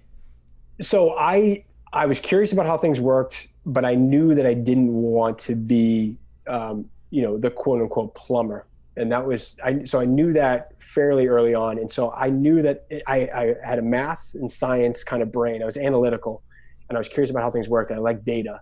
So with that in mind, I got a scholarship, and I went to an engineer. I went to Tufts University for engineering, for mechanical engineering. And my thought was, if I can learn how these things work on the back end, if I can learn thermodynamics, if I can learn physics, if I can learn fluid dynamics, if I can learn all these things, I will be. If worse comes to worse, I'll be the best plumber. Because I'll have the background on why things work. Right. That was kind of like my thought process. But the bigger plan was to see what is going to be the future of plumbing, what's going to be the future of energy, what's going to be the future. So when I qualified for a scholarship to get a master's degree as well, and during that master's degree, that's where I focused. My thesis was all on sustainable energy. It was all on solar, wind, geothermal, ground source heat pumps, biomass. And so I was trying to figure out what will the next 50 years look like from an energy and from a building systems perspective. And that's where I want to be. That's where I wanted to be, and that's what my focus was. So I was trying to figure out what's the kind of the future iteration of the plumbing systems that have been around since 1902. I think it's a BTU battery. Could be. Could be. I don't know. Could be. But it's either that or the HERS rating website. So they're both novel ideas, and I'd love to be a part of both of them. I hope I don't tell Reed about the hers rating website now, and then when he's, I don't even know how old you are, 30 something, he's like, yeah, my dad told me about that when I was 2. Still not a thing. Still, imagine that. You never know. You know, I think, you know, giving exposure, that's what I'm gonna do with my kids, is try to give them exposure to everything. Yeah. You know, and whatever they gravitate toward, whatever they like, that's, you know, I'll be right there as their supporter, cheerleader, whatever it takes. You nailed it, man. That's all we can do. Mm-hmm. Ross, 3 hours, man. Really? Cranked it. Right? Woof. Wow. Appreciate you hanging out, man. Went by fast. You got a ton of energy. I'm always excited. Awesome. I love it. That's why I call him. That's why I'm like, hey, can you just come look at this little wet spot in the back corner of Com Ave? It drips 2 times a minute. Yeah, I need you to look at it. It's not good. Condensate. He's like, yeah, you gotta plug your pump in, bro. I got one tomorrow. I gotta rip out the basement wall of that place in Cohasset because there's water. We took out the floor. It had dry core down, and It's funny. Like they put like this little thin Home Depot gym flooring over the hardwood, and no one ever checked it. So when I ripped it up, you could say all the hardwood flooring was kind of buckling a little bit. So they hit a water issue. So now we have like this rubble foundation, and there's condensers. It's really funny. Is I walked that project with the client this past week. He flew in from Idaho, and we're walking around. It's like, anything we could do with those condensers? I'm like, they're tiny. They're probably like a 12 SEER. I was like, we could probably look into upgrading those. I was, do it. So, but just by like, I never ever checked the skew. Like I was like, they just look tiny, and the house is huge. We could probably, but my point is, I got to literally fire a hose up tomorrow after the demo guys come through. O'Reilly's going to go through and rip out the wall, and we're going to basically hose it down and figure out where this is infiltrating. It's this like constant, not even, it's like a dew. You get me? Yeah. It's always like a spot that you can even see the imprint from the dry core that it was there for the entire process. And I'm like, before we put down sleepers, Avantech, and then 8-inch European white oak that's engineered and perfect. It's like, I gotta vet this. Do you have an infrared gun? Do you have a thermal imaging camera or anything like that? Yeah. You're right. Hit it with the flare. Hit it with the flare. See, I gotta go grab my flare.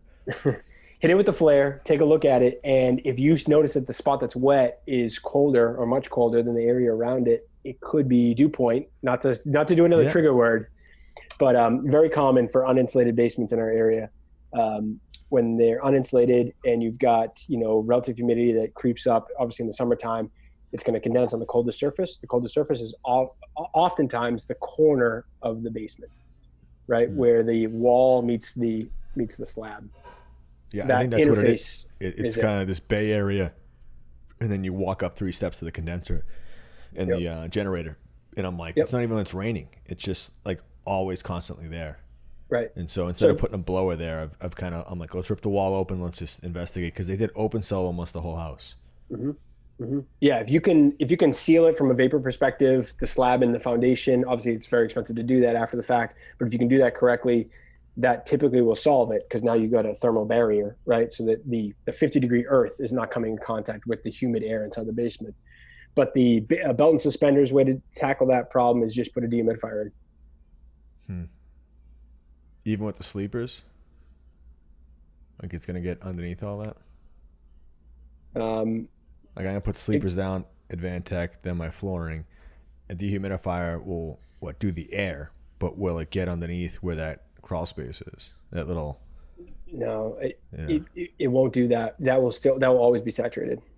That will always get saturated in that. I thought you were just saying, if you just had the concrete floor bare and you wanted to solve it, that's true. If you're redoing the flooring, my worry is because we're making it like an old dry storage, like country store down there. So it's like, this is gonna, once we do this, you never touch it again.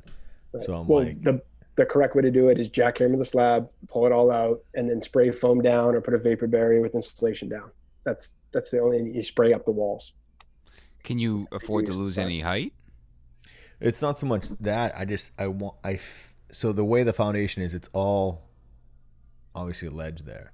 So water doesn't really evacuate the best. It stays on the surface. And I'm trying to figure out if I understand where the water is coming from on the outside, whether it's they didn't put dry wells for the downspouts. I can control that. I can get the water away. Mm-hmm. I'm trying to investigate where it is. That way I know, pinpoint exactly where it is. That's my biggest thing right now. Yeah. Let me just reiterate two things though. You got to figure out, is it a groundwater problem? And when I say groundwater, I mean that it's bulk water, like rainwater coming down, or groundwater coming up from below, saturated, right? So you got to figure out, is it groundwater related? Is it rainwater that's not being handled properly from the gutter system, downspouts, and the dry wells, all that stuff? Or is it a dew point issue, right? If it's a dew point issue because you have an uninsulated slab and you have condensation from moisture just down there, you'd solve it with basically isolating the slab and the walls as best you possibly can, right? And that's typically done with closed cell, but some type of vapor barrier or something to isolate the slab from the rest of it. And you put a dehumidifier. But would it be pinpointed in one location? Wouldn't it be more consistent around the basement?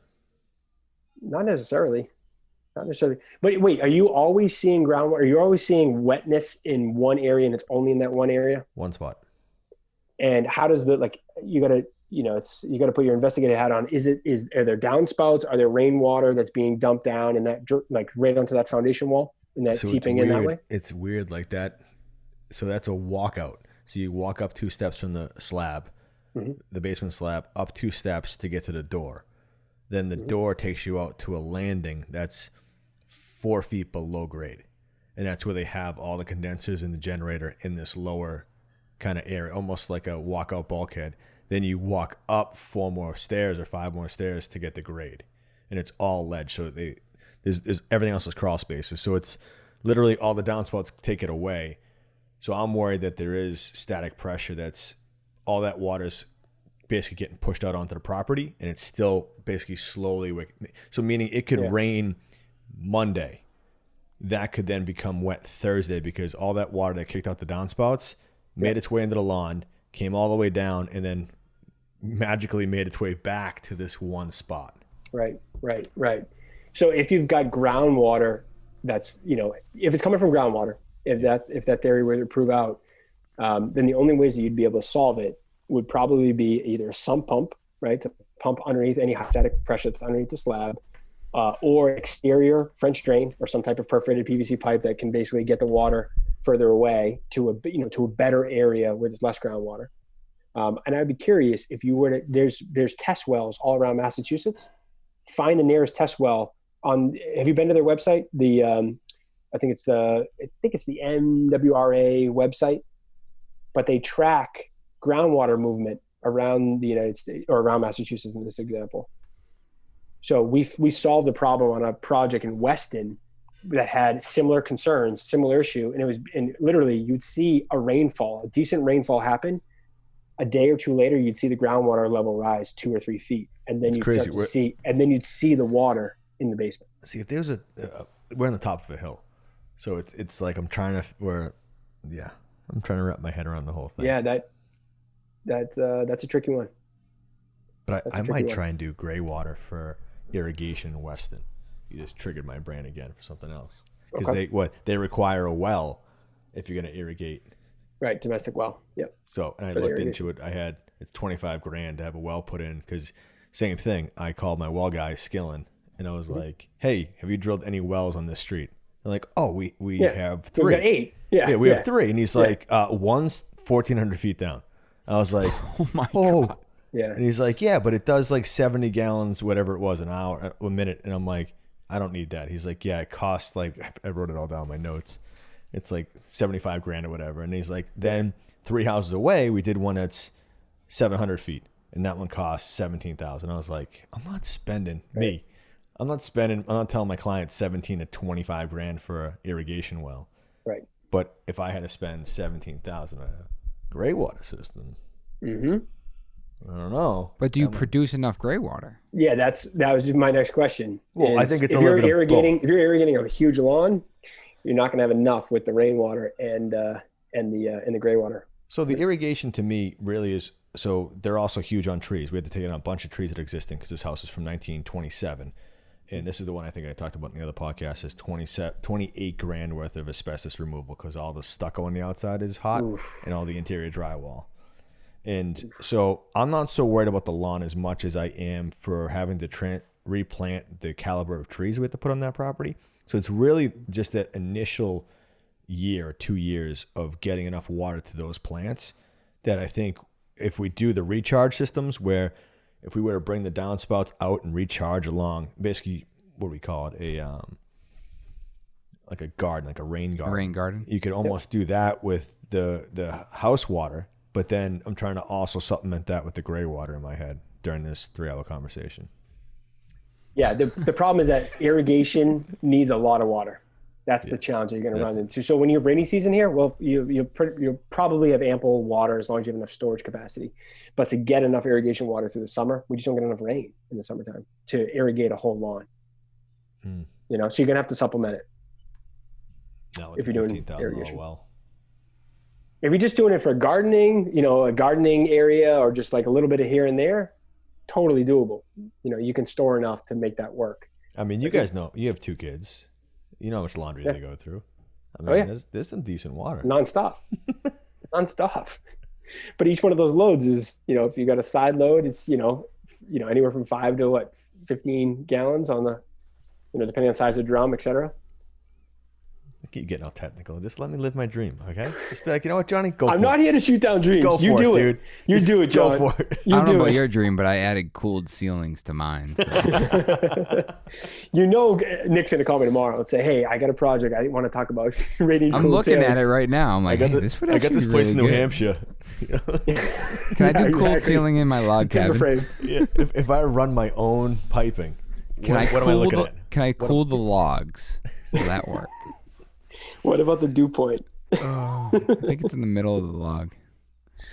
Ross, thank you so much for hanging out, man. Really appreciate it. Thanks for having me on. It was fun. Always good chatting. Absolute rock star. Good to talk with you guys, man. You guys are crushing it too. Keep it going. We'll be in touch, I'm sure. All right, man. Where's so just so people can find you, give me the plugs. I'm on Twitter and Instagram predominantly at Ross Tret and at Ross Trethewey for both of those. My business is at Te2 Engineering, both on Twitter and Instagram as well, and Facebook actually. But yeah, and no TikTok? www.te2engineering.com if you still go to websites. Yeah, you're on TikTok, Snapchat. No, come on. No, I'm Like, too old for that. No TikTok, no Snapchat, none of that. What about tweeting. This Old House? Anything coming up with them? So we're going to be resuming filming probably, hopefully August, maybe September. Crazy. They got some new guidelines coming out on how to properly film. So they're starting with outdoor segments and this and that. So it's a whole new interesting thing. You're going to start to see camera angles where people look like they're standing kind of close to each other, but they're actually 6 feet apart. Right. So it's just it's going to be an interesting thing to do. Wild. Well, good luck, man. And we will absolutely stay in touch. We will follow along. Thanks, fellas. Take care, man. See you, dude. All right. See you guys. Peace. Dude, we got a sick review. I'm What do like, you mean? actually, I didn't even look. I'm incredibly stoked to read this right now. We only have I one. stopped looking at them personally. because St- I usually hold it's on. negative and it's me. This one is negative and it's about you. No, I'm just kidding. I'm just kidding. We don't have many reviews, so this guy's getting the hat this week. And I'm gonna read it, and then I'll dig into why. Even though I work as a fabricator and a metal shaper for a custom automotive builder, Rad Rides by Troy, I still find this podcast relatable and interesting. Topics focused on work-life balance, marketing, and how to charge what you're worth really extend beyond the home building trade. If you're in the trades to any extent, I think you'll enjoy the info provided by the talented host and guests of this podcast. Oh, and if Nick ever gets tired of watching the Kindig car shows, let him know that we just started streaming our own show on Amazon Prime. Keep up the great work. So I'm not just excited because he mentioned my name, but I'm also excited because Rad Rides by Troy builds some insane cars. Like, so I haven't talked about it a lot on this podcast, and some do know, but I've built cars. I have a 67 C. I actually haven't done anything to the 67 C10, but I have a Silverado I've been building for 12 years. Does building count when it's kind of in storage? For the last 5, I haven't touched it. But for the first 7, I crushed it. But it murdered it. Yeah, it's just like 4 chassis. Just kept cutting them up and rebuilding them. But it's a real passion of mine. And Rad Rides by Troy, I followed along, and I just went to their website to confirm. But they, on their website under current builds, it's crazy. It's still a current build. There's a 1987 Camaro, which is like the IROC Camaro. But I mean, I followed this car. The metal work on this car is just like through the roof insane. So I'm just excited to the fact that, number one, they have a show on Amazon, which is sick, because I'm going to be watching that. Watch that after the plastic one. After the plastic, yeah. So I cry about plastic, and then I get excited about cars. Number 2, the fact that he works for Rad Ride. So I'm hoping you're listening. If you're listening, email us, info@themodерncraftsman.org. You get your hat. But I think it would be sick to get him on. Do it. And even if Troy's up for it, like we have a whole car series coming up. I know. So here we go. We got another one in the books. He doesn't have his name, but it's R. Mocheski is his handle on iTunes. Dude, hit us up. I love it. Thank you so much for the review. Appreciate it. Guys, make sure you leave us a review. Let us know how we're doing. We also have the Survey Monkey on Instagram, in the link in the bio. You want to give us an in-depth review, good or bad, do it there. If it's good, hit us up with a 5-star review on iTunes. That's what fuels this fire. That's what keeps this podcast rolling. We have like 732 reviews? I have ratings. I keep saying reviews. Guys, let us know how we're doing. Thank you guys for all the support.